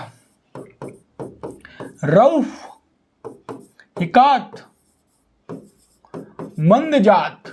ये कहाँ का है? जम्मू कश्मीर का है। एक और याद रख लेना, कूंद दांडी नाच, ये भी कहाँ का है? जम्मू कश्मीर का है। और इंपोर्टेंट नृत्य है लद्दाख का, कौन सा? शोंडोल। शोंडोल कहाँ का है? लद्दाख का है। लद्दाख का कौन सा है? शोंडोल। बिहार का कौन सा है? बिहार, बिहार याद रखना, बिहार का है जट जाटिन, जट जाटिन और विदेशिया। बिहार भी घूम लिया। अब कहाँ के बचे हैं? उत्तराखंड चलते हैं। उत्तराखंड के कौन कौन से हैं? उत्तराखंड के गढ़वाली, गढ़वाली कहाँ का है? उत्तराखंड का है। नौटंकी ये यूपी का भी है और उत्तराखंड का भी है। अब चलते हैं हम असम में। असम में भी चलते हैं, क्योंकि हर टॉपिक से, जैसे कि एक टॉपिक उसने पूछ लिया नृत्य, अब ये हर शिफ्ट में पूछ लिया। जितने भी नृत्य बन सकते हैं वो एक पूरा का पूरा टॉपिक आपको ये लिख के बता दिया मैंने, पूरा का पूरा टॉपिक। कहीं भागने की जरूरत नहीं है, इसी वीडियो को बार बार देखना है, देखना इसी में से मिल जाएंगे आपको। असम, अब असम में क्या क्या है? असम में इंपॉर्टेंट देखो, बागुरुम्बा मोस्ट इंपोर्टेंट। बागुरुम्बा ये कहां पर है? ये असम में है बागुरुम्बा। ठीक है। खेलो गोपाल मतलब खेल गोपाल, गोपाल, कली गोपाल। बिहू, बिछुआ, बिहू बिछुआ ये कहाँ के हैं? असम के हैं। अब घूमे आए, अब मध्य प्रदेश पे आ जाओ। एमपी, एमपी में देखो राई, बुंदेलखंड का ढिमराई। और एमपी में चलते हैं अपन तो मटकी, माछ, जवारा, फूल पत्ती। ये कहाँ के हैं? मध्य प्रदेश को। तो ये एक टॉपिक आपका कंप्लीट हो गया नृत्य का। मैंने बोला है 30 टॉपिक का, तो मैं आपको 30 टॉपिक दूंगा। ये देख लीजिए, हम अभी तक 8 से 10 टॉपिक करके आ चुके होंगे कंप्लीट। जिससे पूछा है पूरा का पूरा टॉपिक पढ़ा दिया। न्यायिक समीक्षा का अर्थ क्या है? संविधान की संवैधानिकता का निर्णय। देखिए अब वही किस देश से क्या लिया गया है, इतना इंपॉर्टेंट है, हर शिफ्ट में आ रहा है। तो ब्रिटेन से क्या लिए, इकेरी नागरिकता, विधि का शासन, राष्ट्रपति का पद और मंत्रिपरिषद, ये ब्रिटेन से लिया गया है। अमेरिका से उपराष्ट्रपति, महाभियोग, मौलिक अधिकार। रूस से मौलिक कर्तव्य। आयरलैंड से क्या लिया गया है, नीति निर्देशक तत्व। कनाडा से राज्यपाल की नियुक्ति। दक्षिण अफ्रीका से संविधान संशोधन। संविधान संशोधन किस भाग में है, 20 में। किस संविधान संशोधन किस अनुच्छेद में है, तो वो है 368 अनुच्छेद में। राई नृत्य अभी हम पढ़ के आए, राई ढिमराई मैंने बोला था, ये कहाँ का है, बुंदेलखंड, और बुंदेलखंड मध्य प्रदेश में आता है। मध्य प्रदेश में क्या आता है, बुंदेलखंड आता है। ये नृत्य देख लीजिए, तो हमने अभी सभी डिस्कस कर लिए। आंध्र प्रदेश ने किया था, आंध्र प्रदेश देख लीजिए, कुचिपुड़ी, घंटम मर्दाला और बेदी नाटकम, बाकी हमने सब कर लिए थे। 2019 की वन रिपोर्ट के अनुसार मध्य प्रदेश का वन क्षेत्र इतना है। अब देखिए क्वेश्चन 3 पूछे जाते हैं जो कि अति इंपोर्टेंट है। सबसे ज्यादा वन क्षेत्रफल, सघन वन क्षेत्रफल परसेंटेज में, तो ये तीनों लिखे हैं आपके सामने। सबसे ज्यादा वन क्षेत्रफल मध्य प्रदेश में है, 1% मिजोरम में है। वन जो सघन है वो कहां पर है, अरुणाचल प्रदेश में। सघन का मतलब ये है, देखिए समझिए जरा, ये 3 पॉइंट। मध्य प्रदेश का क्षेत्रफल अगर इतना बड़ा है तो इसके अधिकतर भाग में क्या है, वन है। तो सर्वाधिक वन क्षेत्रफल वाला कौन हो गया, मध्य प्रदेश। परसेंटेज में बोला है, परसेंटेज में बोला है, अगर मिजोरम अगर इतना भी है और अगर इसके इतने भाग में भी अगर है, इसके रिस्पेक्ट में ये है, जैसे कि पूरा मध्य प्रदेश है कितना, 100 यूनिट, और इसके 33 यूनिट भाग पर क्या है, वन है। परसेंटेज निकालो, 33/100 × 100 मतलब 33%। 33% निकल के आया है, बहुत बड़े एरिया में। मिजोरम में देखो है छोटे एरिया में, लेकिन मिजोरम खुद छोटा है। अगर मिजोरम यहाँ अगर 100 होगा तो ये कितना दिख रहा है आपको, 50 भाग में है, तो 50%, 50/100 × 100 50% भाग में। तो मिजोरम में परसेंटेज के मामले में। सघन वन की बात करें, सघन वन मतलब एरिया से मतलब नहीं है। अब यहाँ सघन वन मतलब ये है कि ये टिक टिक टिक टिक टिक टिक ये पास कितने सारे पेड़ लगे हैं, ये सघन हो गए, सघन वन। वन अनुसंधान केंद्र देहरादून में, और चिपको आंदोलन का संबंध किससे है, तो सुंदरलाल बहुगुणा जी से चिपको आंदोलन का संबंध है। एक भी पॉइंट में ऐसा नहीं छोड़ रहा हूं जिससे आप एग्जाम में बैठो और आपको क्वेश्चन ना मिले। हर क्वेश्चन लगभग हर मुगल शासक के शासन से आ गया, लोधी शासक के शासन से आ गया, तो यहीं से आएगा। ये देखिए मैंने वही टॉपिक लिखे हैं बिल्कुल एग्जैक्ट क्वेश्चन पर बार कि अब ये पूछने वाला है, अब ये पूछने वाला है। मुगल शासक के पहले किसने शासन किया, लोधी वंश ने। अब हम पूरे वंश देखते हैं। गुलाम वंश के बाद क्या जाएगा, गुलाम, वही होगा पता आपको, गुल खिले तुम शायद लोगे, गुल खिले तुम शायद लोगे। गुल से गुलाम वंश, खिल से खिलजी, तुम से तुगलक, साथ सैयद वंश, और लोगे से ये वाला वंश। तो गुलाम वंश 1206 से 1290 तक रहा। उसके बाद कौन सा वंश आया, खिलजी वंश, 1290 से 1320 तक रहा। ये क्वेश्चन आने वाला है, मैं बताऊंगा कि कौन से क्वेश्चन आएंगे इससे। तुगलक वंश 1320 से 1444, फिर सैयद वंश, फिर ये लोधी वंश। अब उसने ये मुगल शासक के पहले वाला पूछ लिया। अब सुनना जरा, अब क्वेश्चन आएगा, हुमायूं के बाद कौन आया, हुमायूं के बाद कौन आया, शाहजहां के बाद कौन आया। तो ये भी तो कंफ्यूजन, क्योंकि ये तो हमने याद रख लिया दिल्ली सल्तनत पर भैया की गुल खिले तुम शायद लोगे, इन्हें और याद कर लो। BHAJSA भाजशाह नाम से इन्हें याद कर लो। B से बाबर, S से हुमायूं, A से अकबर, J से जागीर, S से शाहजहां, A से औरंगजेब। तो ये इस क्रम में आए, ये इस क्रम में आए, ये इस क्रम में आए। तो यहां से हमने क्या देखा, पूरे के पूरे ये वंश देख लिए, और बाबर, हुमायूं, अकबर कौन किसके बाद आया ये भी हमने देख लिया। 1526 में बाबर का युद्ध किससे हुआ था, इब्राहिम लोदी से। इब्राहिम लोदी से बाबर का युद्ध हुआ था 1526 में, 1526 में। और इसी को क्या कहा जाता है, पानीपत का प्रथम युद्ध कहा जाता है। बाबर ने इसमें तोपों का प्रयोग किया था, बाबर ने इसमें क्या किया था, तोपों का प्रयोग किया था, और लोधी वंश के शासक इब्राहिम लोदी को हरा दिया था। नेक्स्ट क्वेश्चन पर चलते हैं। प्रोटीन की फैक्ट्री किसे कहा जाता है, तो राइबोसोम को।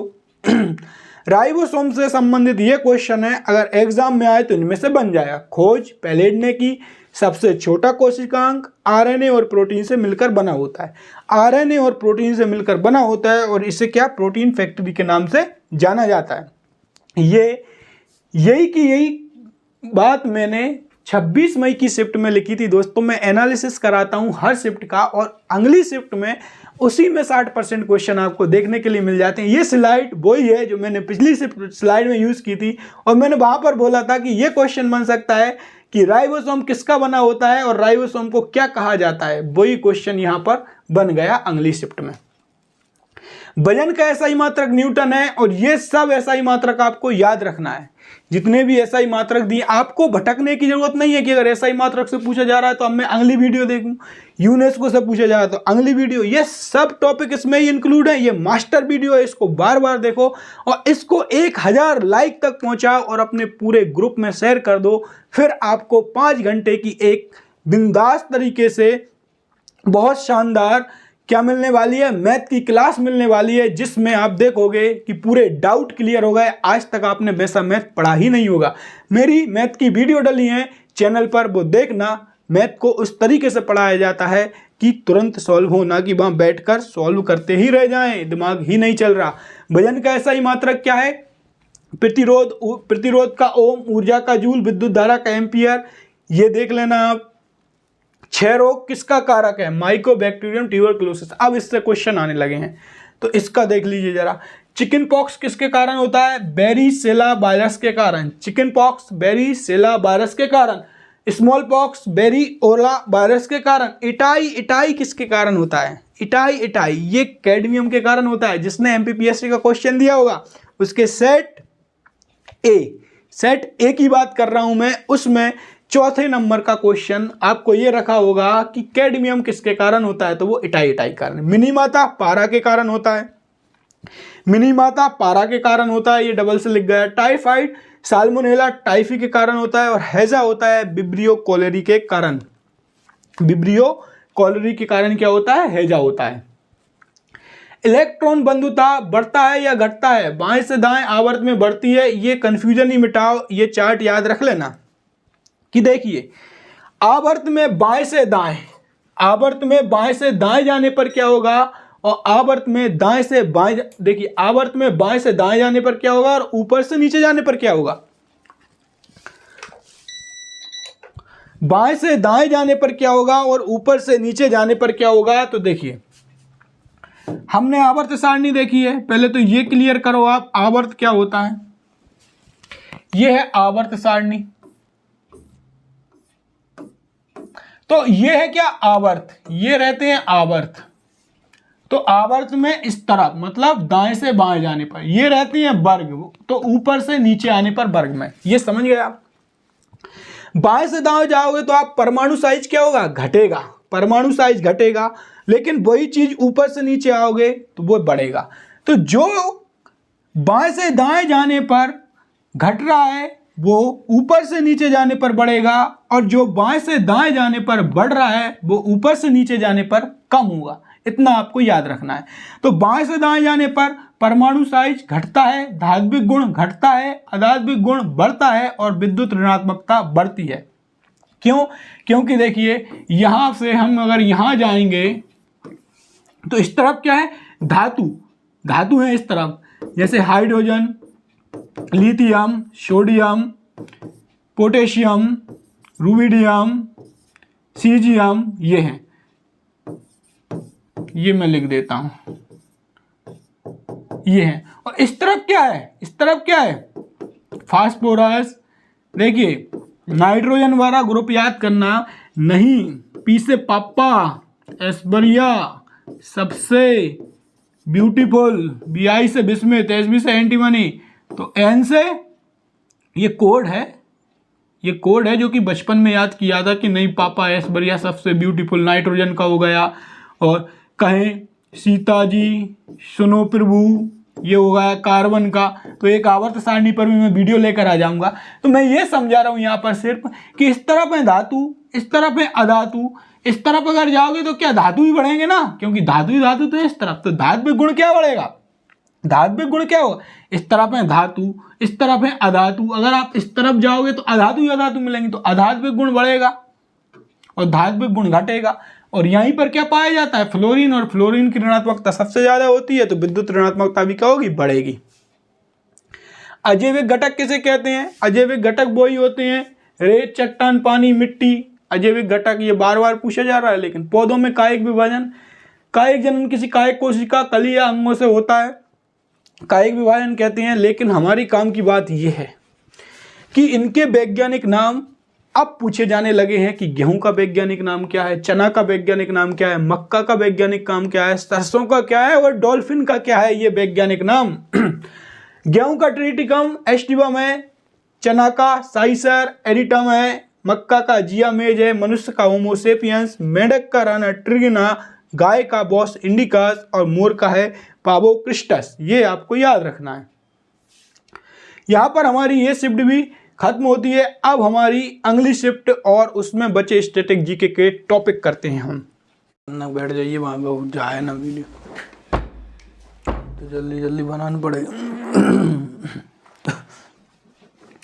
30 मई शिफ्ट 2। अब जो भी हमारे बचे हुए स्टैटिक जीके के टॉपिक हैं और जो भी शिफ्ट बची है वो डिस्कस करते हैं। देखिए स्टैटिक जीके के, जैसे कि हमने वादा किया था कि जो टॉपिक वन रक्षक में आए हैं वो सब पढ़ाएंगे आपको। ये यूनेस्को का टॉपिक है और इससे एक क्वेश्चन पूछा है, क्या 1983 में किस स्थान को विश्व धरोहर स्थल में घोषित नहीं किया, स्थल घोषित किया गया? तो 4 है, आगरा का किला, एलोरा, अजंता और ताजमहल। अब देख लेते हैं 1983 में क्या है, अजंता, एलोरा, आगरा और ताजमहल। महाराष्ट्र में क्या है, अजंता, महाराष्ट्र में ही एलोरा। आगरा का किला उत्तर प्रदेश में, ताजमहल उत्तर प्रदेश में। ठीक है। 84, अब ये डेट बड़ा कंफ्यूजन है कि डेट कैसे याद रखें, क्योंकि वो तो देखो पूछ रहा है कि 1983 में किसको शामिल नहीं किया गया। 1984 में अब पूछ लेगा 1984 में किसको शामिल किया गया, 84, तो 84 इंच का सीना, महाबली। ये सब सिर्फ याद करवाने के लिए करा रहा हूं मैं ये ट्रिक, और किसी चीज से लेन देन ऐसा नहीं है। तो 1984, 84 महाबली, महाबली 84 इंच का सीना, सूर्यपुत्र महाबली। 85 में 85 जैसा साउंड आ रहा है, 50, 85 मतलब भूत पिशाची। इस तरीके से याद रख सकते हो, भूत पिशाची। और वो कहां पर रहते हैं, भूत पिशाच, वो रहते हैं आपके भूत पिशाची जंगलों में, राष्ट्रीय उद्यानों में। तो देखिए काजीरंगा राष्ट्रीय उद्यान, वन्य जीव अभ्यारण्य राष्ट्रीय उद्यान, तो जंगल में क्या है, यही बैठे हैं। और फिर उसके बाद 86 में गोवा का चर्च, फतेहपुर सीकरी, उत्तर प्रदेश, हम्पी समूह के स्मारक। आप देखिए इसे किस तरीके से डिजाइन किया गया कि क्वेश्चन कहीं से बाहर हो ही ना पाए। पिछले सब शिफ्टों में लगातार इससे क्वेश्चन बन रहा है, इसी स्लाइड से, और आगे भी इसी से बनेगा। कहां से पूछेगा, ये पूछेगा हम्पी समूह के स्मारक कहां है, कर्नाटक में, कब शामिल किया गया है, ये लिखा है। मानस वन्यजीव अभ्यारण्य कहां है, असम में, कब शामिल किया गया है, 85 में। महाबलीपुरम कहां है, तो सब बना है इसी में से। 87 से याद रखना, साथी, साथी कौन, हाथी मेरा साथी। याद करवा रहा हूं, सिर्फ याद नहीं होते, याद करवा रहा हूं। 87 से साथी, साथी कौन, हाथी मेरा साथी। जब हाथी है तो उसके गले में क्या लगा दिया, पट्टा, हाथी के गले में पट्टा। तो हाथी कैसा लगने लगा, सुंदर। अब क्या बोलोगे कि अब चलो, क्योंकि सुंदर लगने लगा और पट्टा भी लगा दिया। तो देखिए 87 से हाथी मेरा साथी, हाथी से एलिफेंट, तो एलिफेंटा, उसके गले में क्या लगाया, पट्टा, तो पट्टाकल के स्मारक। और कैसा लगने लगा, सुंदर, तो सुंदरवन। और क्या, चल। अब सब कुछ तैयार कर दिया, तो चल से चोल मंदिर। नेक्स्ट 89 में है नाना। ना कब बोलेगा कोई भी, ना जब वह झूठ बोल रहा होगा तो हम क्या कहेंगे उससे, सच बोल, नाना मत बोल। तो ना से 89 और सा से सांची। 93 तो हुमायूं का कुतुब मीनार, ऐसे कर लो, हुमायूं कुतुब मीनार कैसी है, नोटी है। नोटी से याद रखना, नोटी, नो थ्री। 1993 93 से नोटी, नो थ्री, वहां से क्या आ जाएगा, हुमायूं का कुतुब मीनार। 3 से आ गए भीम। तो 2003 में भीमबेटका की गुफाएं कहां पर है, मध्य प्रदेश में। 2004 4 से चंपानेर, पावागढ़ पार कहां पर है, गुजरात में। और 4 में ही है छत्रपति शिवाजी टर्मिनल, महाराष्ट्र।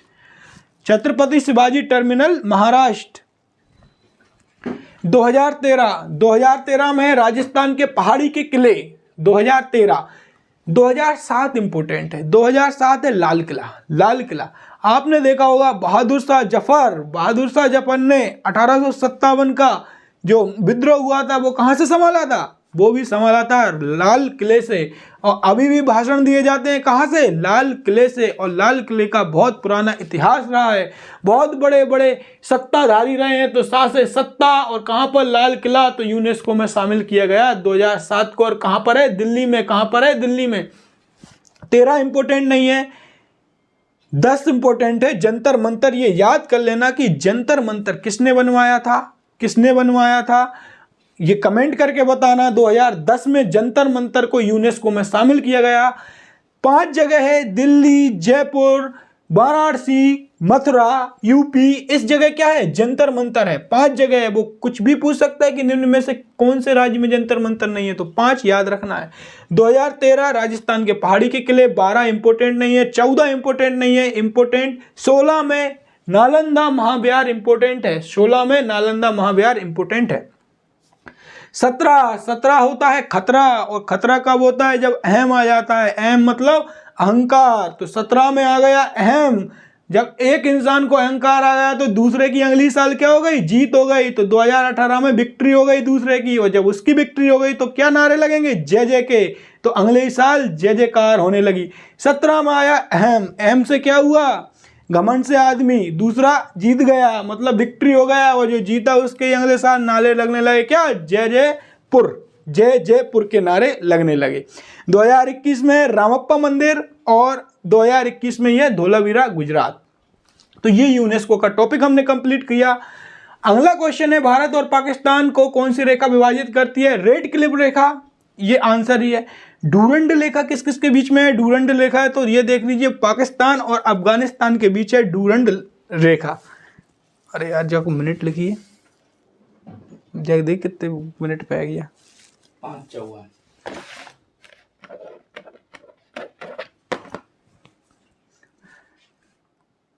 भारत और पाकिस्तान को कौन सी रेखा विभाजित करती है? तो रेड क्लिफ रेखा, रेड क्लिफ रेखा ये है। डूरंड रेखा, डूरंड रेखा किसको विभाजित करती है? पाकिस्तान और अफगानिस्तान को। नेक्स्ट है मैकमोहन रेखा। भारत और चीन के बीच कौन सी रेखा है? भारत और चीन के बीच है मैकमोहन रेखा। हिंडनबर्ग रेखा है जर्मनी और पोलैंड के बीच। मेडिसिन लाइन है कनाडा और अमेरिका के बीच। इसमें इंपॉर्टेंट है हिंडनबर्ग, यह है जर्मनी और पोलैंड के बीच। और मेडिसिन भी इंपॉर्टेंट है कनाडा और अमेरिका। इतनी रेखाएं हैं जो हमें याद करना है।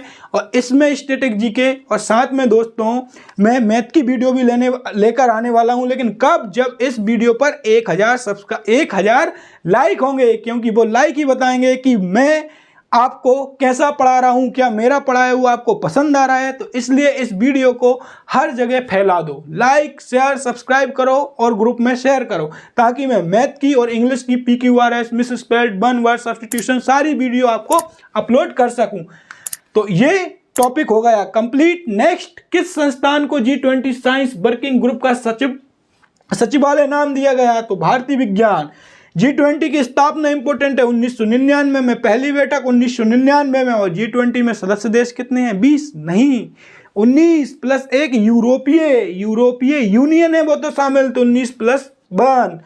2023 की बैठक भारत, कहां पर? भारत में, दिल्ली में। प्रकाश संश्लेषण में प्रकाश किसके लिए कार्य करता है?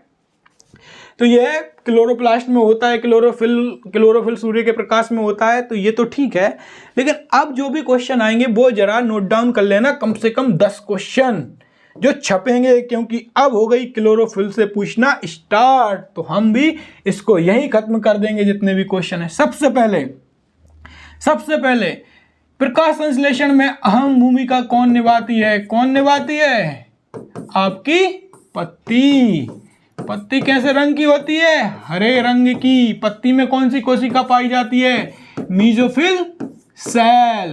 पूछेगा मीजोफिल कोशिका किस में पाई जाती है? पत्ती में। और इसी मीजोफिल सेल में क्या पाया जाता है? क्लोरोफिल। और पत्ती होती है कैसी? हरी। पहला क्वेश्चन, दूसरा क्वेश्चन, तीसरा क्वेश्चन ये हो गया कि प्रकाश संश्लेषण की सबसे ज्यादा क्रिया पत्ती में होती है। पत्ती में कौन सी कोशिका? मीजोफिल कोशिका। मीजोफिल कोशिका में क्या? क्लोरोफिल। ठीक है, अब देखो प्रकाश संश्लेषण कैसी अभिक्रिया है?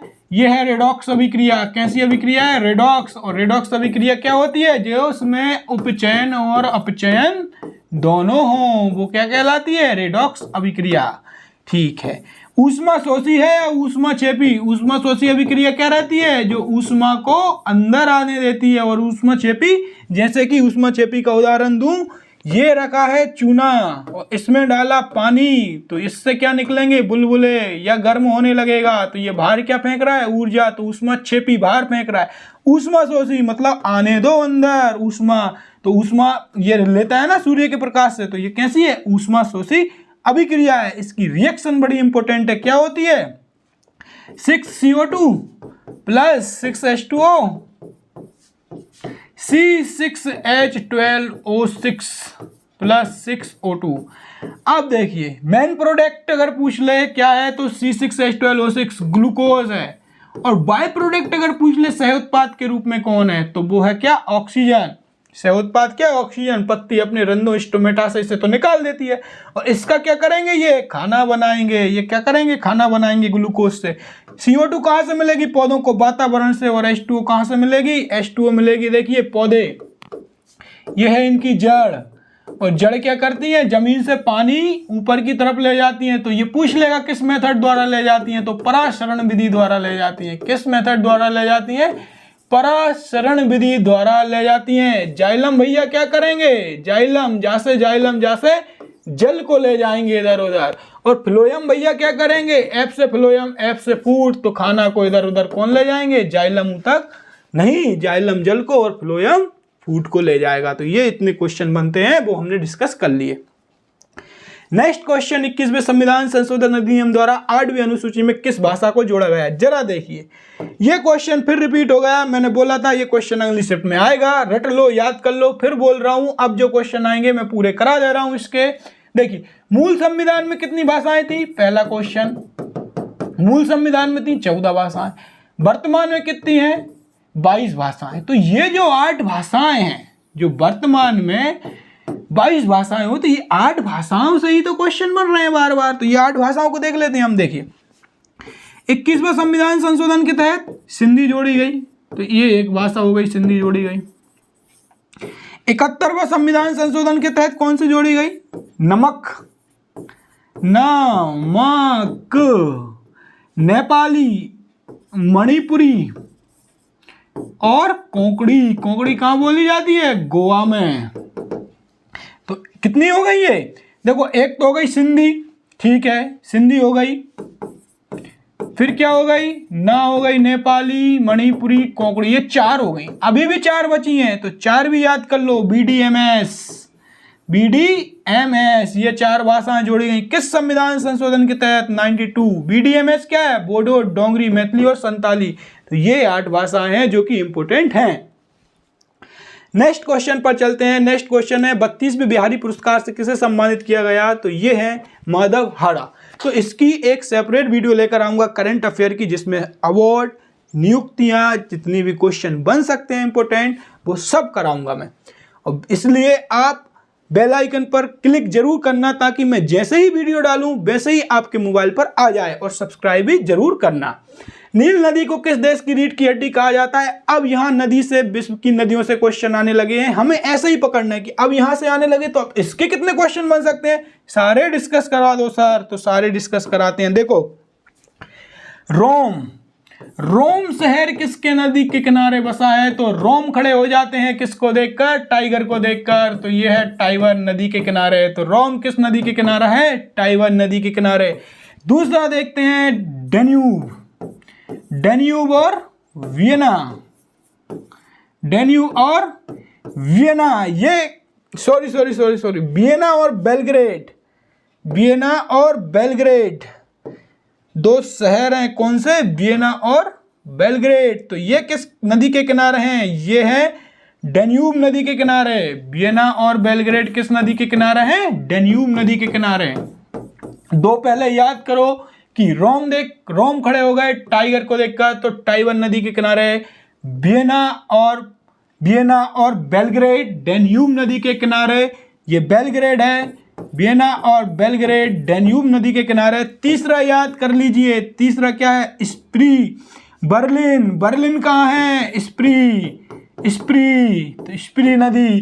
तो देखिए बर में लीन हो गई, बर, बर मतलब समझते हो आप, बर, और में लीन मतलब बर पाने के लिए ये लीन हो गई किसकी भक्ति में? भगवान की। कौन हो गई? स्प्री मतलब स्त्री। ऐसे याद करवाने के लिए, सिर्फ ये याद करवाने के लिए बस, और कुछ नहीं। तो बर्लिन, स्प्री। अब 14 देख लीजिए, पेरिस। पेरिस किस नदी के किनारे है? तो पेरिस है सीन नदी के किनारे। पेरिस में क्या है? एफिल टावर, और ये है लड़का, ये है लड़की, और ये गए हैं कहाँ? पेरिस में। क्यों? एफिल टावर के इधर सीन देखने के लिए। तो पेरिस किस नदी के किनारे है? सीन नदी के किनारे क्या है? पेरिस है। अब आता है आपका लंदन टाइम्स। देखा होगा आपने, लंदन टाइम्स पेपर आता था। तो लंदन किस नदी के किनारे है? लंदन है टेम्स नदी के किनारे। लंदन है टेम्स नदी के किनारे क्या है? लंदन है। और न्यूयॉर्क, न्यूसन, न्यूयॉर्क। चीन ने क्या बना दिया? एक और सन बना दिया, तो न्यूयॉर्क है हडसन नदी के किनारे। अब बची है आपकी सिडनी। तो सिडनी है कौन? सिडनी किस नदी के किनारे बसा है? तो सिडनी बसा है डार्लिंग नदी के किनारे। तो सिडनी डार्लिंग नदी के किनारे बसा है। तो इतने आपको याद रखना है, क्योंकि अब ये आने हो गए नदियों से क्वेश्चन, तो यही आएंगे। नेक्स्ट क्वेश्चन पर चलते हैं। अंतर्राष्ट्रीय परिषद 1998 की समिति में कौन सी बनी? तो ये एसएस सरकार या, और अंतर्राष्ट्रीय न्यायालय का मैंने क्यों स्लाइड ली है? क्योंकि अंतर्राष्ट्रीय न्यायालय इंपॉर्टेंट है। स्थापना है 1945, मुख्यालय है द हैग नीदरलैंड में। अंतर्राष्ट्रीय न्यायालय की स्थापना याद रखना है 1945, और यूएनओ का ही ये अंग है, तो उसकी स्थापना भी 1945 में ही हुई है। कुल न्यायाधीश कितने हैं? 15, ये हमें याद रखना है। नेक्स्ट क्वेश्चन पर चलते हैं। भारत के वायुसेना अध्यक्ष कौन है? विवेक राम चौधरी। और वायुसेना दिवस, इंडियन एयरफोर्स डे कब मनाते हैं? 8 अक्टूबर को। क्योंकि इसकी स्थापना कब हुई थी? 8 अक्टूबर 1932 को। तो वायुसेना दिवस भी तभी मनाएंगे। मुख्यालय है नई दिल्ली में। किस कंपनी ने प्रसार भारती के साथ मिलकर ये दिवस मनाने का अनुबंध किया? तो वो तो एक करंट की सेपरेट वीडियो आएगी, उसमें ये सब बताया जाएगा आपको। अभी आने वाली है करंट की वीडियो। यह है दूरदर्शन और ऑल इंडिया। संविधान सभा की पहली बैठक, ये लो छपा छपाया क्वेश्चन आ गया। मैंने 26 मई को भी बताया, 27 मई को भी बताया कि आप 2 डेट याद करके रखना। 2 डेट कौन कौन सी मैंने बताया था? 9 दिसंबर, 9 में 2 जोड़े आया 11, 11 में 2 जोड़े 13 आया। 9 दिसंबर को पहली बैठक, 11 को दूसरी, 13 इसलिए याद करना है 13 दिसंबर 1946, क्योंकि इस दिन क्या हुई? उद्देशिका पारित हुई। तो देख लीजिए, ये वही का वही क्वेश्चन रिपीट हो रहे हैं बार बार, इसलिए ये वीडियो बहुत इंपॉर्टेंट है। इस वीडियो को 2 बार देख लेना, पूरे तो इस टॉपिक खत्म हो जाएंगे। आपको जो जो पूछे जा रहे हैं सब मैंने इंक्लूड कर दिया है, जितना भी इधर उधर से जितना भी बन सकता था, आपको कहीं भटकने की जरूरत नहीं है, एक ही वीडियो में दे दिया सब कुछ। 1946 में कैबिनेट मिशन भारत आया, ये देखो छपा छपा आ गया। 9 दिसंबर 1946 को पहली बैठक हुई। 11 दिसंबर इंपॉर्टेंट है क्योंकि इस दिन अध्यक्ष कौन बने? राजेंद्र प्रसाद। और 9 दिसंबर को कौन थे? अस्थायी अध्यक्ष सच्चिदानंद सिन्हा। और देखिए 13 दिसंबर 1946, ये डेट याद रखना है, नेहरू जी ने उद्देशिका, ये इंपॉर्टेंट है। ताज महोत्सव कब आयोजित किया जाता है? 18 फरवरी से 27 फरवरी। जॉर्ज केसल का महल कब बनाया? 1911 में। और ग्वालियर के कप्तान रूप सिंह स्टेडियम की स्थापना कब हुई थी? तो ये हुई थी 1978 में। पानीपत का प्रथम युद्ध किनके बीच लड़ा गया था? तो ये लड़ा गया था बाबर और इब्राहिम लोदी के बीच। बाबर और इब्राहिम लोदी के बीच क्या लड़ा गया था? पानीपत का प्रथम युद्ध लड़ा गया था। बाबर ने इसमें तोपों का प्रयोग किया गया था। पहली बार भारत में तोपों का प्रयोग किसने किया? बाबर ने किया। बाबर तोप लेकर आया था और इसने इब्राहिम लोदी को हरा दिया और लोदी वंश की जगह अब क्या आ गया? मुगल वंश आ गया। तो बाबर के द्वारा लड़े गए युद्ध देख लेते हैं। 1526 में बाबर ने क्या किया? पानी पिया। पानी पिएगा फिर खाना खाया, और हम क्या करते हैं? पहले खाना खाते हैं फिर पानी पीते हैं। तो याद करने की ट्रिक है, पानी पीकर खाना खाकर। अब पहले घर पर चले गए तो घर पर जाकर पहले चादर ओढ़ ली, तो पानी पी के खाना खाकर चादर ओढ़ के घर पे जाके सो गया मतलब मृत्यु हो गई। तो ये युद्ध है, देख लीजिए। सबसे पहले 1526 1526 में कौन सा युद्ध हुआ? पानीपत का युद्ध। 1526, 1527, 1528 लगातार युद्ध चलते रहे बाबर के। 1530 मकबरा कहाँ है? काबुल। हुमायूं का मकबरा दिल्ली और औरंगजेब का मकबरा औरंगाबाद। तो अकबर का मकबरा सिकंदराबाद। शाहजहां का मकबरा कहाँ है? कमेंट करके बताओ अभी। 1526 में बात करें तो पानीपत का युद्ध हुआ, बाबर के द्वारा लड़े गए युद्ध बता रहे हैं हम, ठीक है। पानीपत का युद्ध प्रथम युद्ध। 27 में बात करें खानवा का युद्ध। 28 में बात करें चंदेरी का युद्ध, चंदेरी का युद्ध। फिर बात करें 29 में घाघरा का युद्ध। और ये जो युद्ध है दोस्तों, घाघरा का युद्ध इतिहास में पहला युद्ध है जो कि जल और थल दोनों पर लड़ा गया। कौन सा? घाघरा का युद्ध। 1529 में घाघरा का युद्ध, 1530 में सो गया, मतलब 1530 में मृत्यु हो गई। तो पानी पी के खाना खा के चादर ओढ़ के घर पे जाके सो गया। तो ये बाबर के द्वारा लड़े गए युद्ध हैं। बाबर के बाद कौन आता है? हुमायूं। और हुमायूं से इंपॉर्टेंट पॉइंट है कि 1539 में चौसा का युद्ध होता है जिसमें शेरशाह सूरी हुमायूं को पराजित कर देता है और शेरशाह की उपाधि धारण कर लेता है। और 1540 में कन्नौज या बेलग्राम का युद्ध होता है जिससे दिल्ली सल्तनत पर कौन बैठ जाता है? दिल्ली पर कब्जा कौन कर लेता है? ये शेरशाह। पीबीसी का पूरा नाम क्या है? पीबीसी का पूरा नाम पॉलीविनाइल क्लोराइड, हमने बताया था, एक बार और बता देते हैं। पूरे नाम जरूर आएंगे, ये इंपॉर्टेंट है, तो जरिए लिखिए। सबसे पहले MMR का फुल फॉर्म क्या है? मीजल मम्स मीजल मम्स और रूबेला। मीजल मम्स रूबेला MMR का फुल फॉर्म। ATM का क्या है? Automatic teller machine. Automatic teller machine ये है ATM का। आप जो मोबाइल में यूज करते हो सिम, उसका पूरा नाम क्या है? तो subscribe identity module. Subscribe identity module ये सिम का पूरा नाम है। इसके बाद DNA का डीऑक्सी राइबो न्यूक्लिक अम्ल, RNA का राइबो न्यूक्लिक अम्ल, राइबो न्यूक्लिक अम्ल RNA का। अब बताइए HIV का फुल फॉर्म क्या है? ह्यूमन इम्यूनो डेफिशिएंसी वायरस, ये HIV का फुल फॉर्म है। RBC का फुल फॉर्म क्या है? ये हल्के में मत लेना, ये भी पूछ लिया जाता है और WBC भी पूछ लिया जाता है। रेड ब्लड सेल, WBC का व्हाइट ब्लड सेल, ये आपको याद रखना है। नेक्स्ट क्वेश्चन पर चलते हैं। कास्टिक सोडा का उपयोग क्या है? तो सर्फ और साबुन बनाने में। लेकिन हर शिफ्ट में तो वो फॉर्मूले पूछ रहे हैं, तो वो भी हमें पता होना चाहिए। सोडा, तो सोडा को देख लेते हैं। सबसे पहले वाशिंग सोडा, धोने का सोडा या धावन सोडा, और इसी को क्या कहते हैं हम? Sodium carbonate. ये तीनों इन्हीं के रूप हैं। एक ही महाशय के क्या तीन तीन नाम है। तो इसका फॉर्मूला क्या होता है? Na2CO3 और 10 अणु जल के। जल तो रहेगा ना वॉशिंग पाउडर निरमा में। तो सोडियम कार्बोनेट, धावन soda, Na2CO2, 10H2O। Baking soda, baking soda, इनका एक और नाम क्या है? इनका एक और नाम है sodium bicarbonate. Sodium bicarbonate, formula है NaSCO3।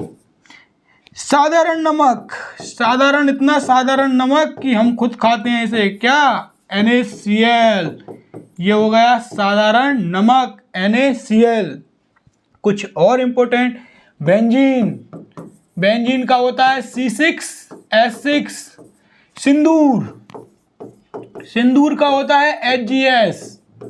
लाल सिंदूर, लाल सिंदूर का क्या होता है फॉर्मूला? लाल सिंदूर का होता है Pb3O4। लाल दवा, लाल दवा का क्या होता है? लाल दवा का होता है पोटेशियम परमैंगनेट बोलते हैं, तो KMNO4। रसायनों का राजा, रसायनों का राजा किसे बोलते हैं? सल्फ्यूरिक अम्ल। और क्या होता है फॉर्मूला? H2SO4। अम्लराज, अम्लराज किसे बोलते हैं? अम्लराज वो होता है, गांव पे देखा होगा कोई सुनार आता है और सोने को गला देता है जिस पानी में, उसे अम्लराज कहते हैं। तो सोना गलता है उसी पानी में जिसमें क्या रहता है? अम्लराज, एक्वारेजिया। और एक इसका मिश्रण रहता है HCl, हाइड्रोक्लोरिक अम्ल, और HNO3। इसे 1:3 में मिलाया जाता है। अम्ल वर्षा, अम्ल वर्षा का SO2 प्लस NO2। अम्ल वर्षा का SO2 plus NO2, sulphur dioxide और नाइट्रस ऑक्साइड, इतने आपको याद रखना है। एल्कोहल, एल्कोहल का तो होगा पता, C2H5OH होता है। क्या होता है? C2H5OH। इसमें 2 कार्बन होती हैं, 2 कार्बन होती हैं, C2H5OH। Glucose C6H12O6। और शक्कर सुक्रोज C12H22O11। बस अब इससे ज्यादा मत करना, नहीं तो भूल जाओगे और यही आएंगे। नेक्स्ट क्वेश्चन, वायुमंडल में सबसे ज्यादा गैस कौन सी पाई जाती है? तो नाइट्रोजन। कितना परसेंट? देख लेते हैं, 78%। ऑक्सीजन 20%, आर्गन 0.93 और कार्बन डाइऑक्साइड 0.03%। ये कुछ दोस्तों बंदरगाह हैं, इनका टॉपिक है बंदरगाह का, क्योंकि क्वेश्चन आया था तो मैंने ये टॉपिक भी ले लिया था ताकि कुछ भी ना छूटे। इस वीडियो को देखने के बाद आप निश्चिंत होकर पेपर देने जाए और ऐसी ही एक मैथ की वीडियो मिल जाए, मैथ की वीडियो मिल जाए और रीजनिंग की मिल जाए, जिससे कि अगर आपका अगली शिफ्ट में पेपर है तो आप पेपर को यहीं से फंसा लो, एक्स्ट्रा ज़्यादा मेहनत करने की ज़रूरत ना पड़े। इसलिए वो सारी की सारी मेहनत मैंने कर दी है आपके लिए, तो इसलिए आपका ये कर्तव्य है कि आप इस पर 1000 लाइक का टारगेट पूरा करें और अपने दोस्तों में इस वीडियो को फैला दें। और प्लीज़ लाइक शेयर सब्सक्राइब और कमेंट करना बिल्कुल ना भूलें अगर मेरी मेहनत आपको पसंद आती है और मेरा दिया हुआ कंटेंट पसंद आता है आपको तो। अब बंदरगाह के बारे में बात करते हैं कि कांडला बंदरगाह कहाँ पर है, तो यह है गुजरात में। और कांडला बंदरगाह कैसा है? यह एक ज्वारीय बंदरगाह है।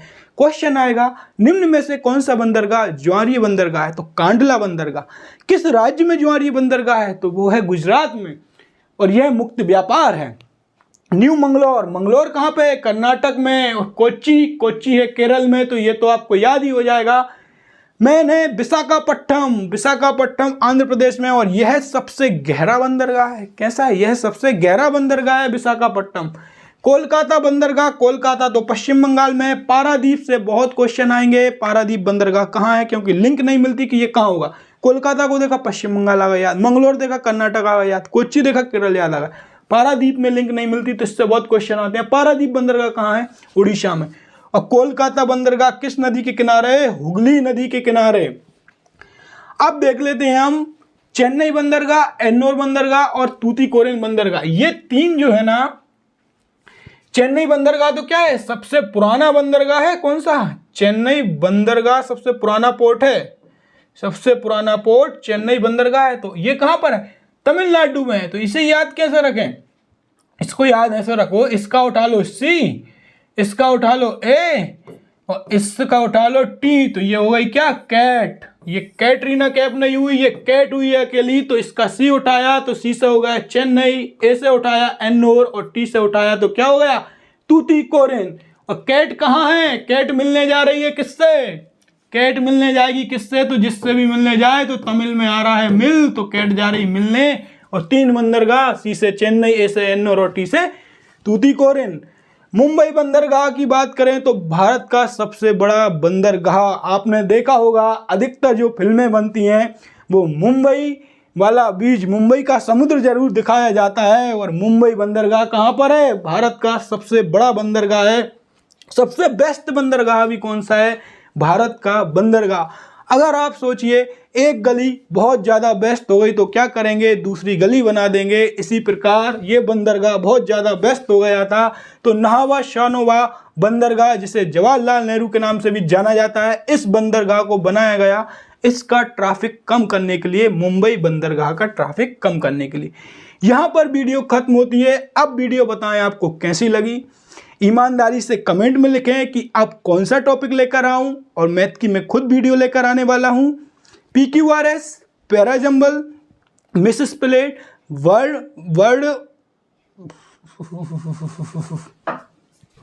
चल रही ना?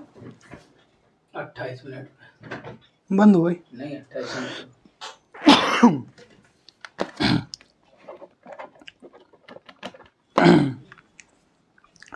यहां पर हमारी वीडियो कंप्लीट होती है। प्लीज कमेंट में जरूर लिखें वीडियो कैसे लगी, मेरे द्वारा बनाया गया कंटेंट आपको समझ में आया।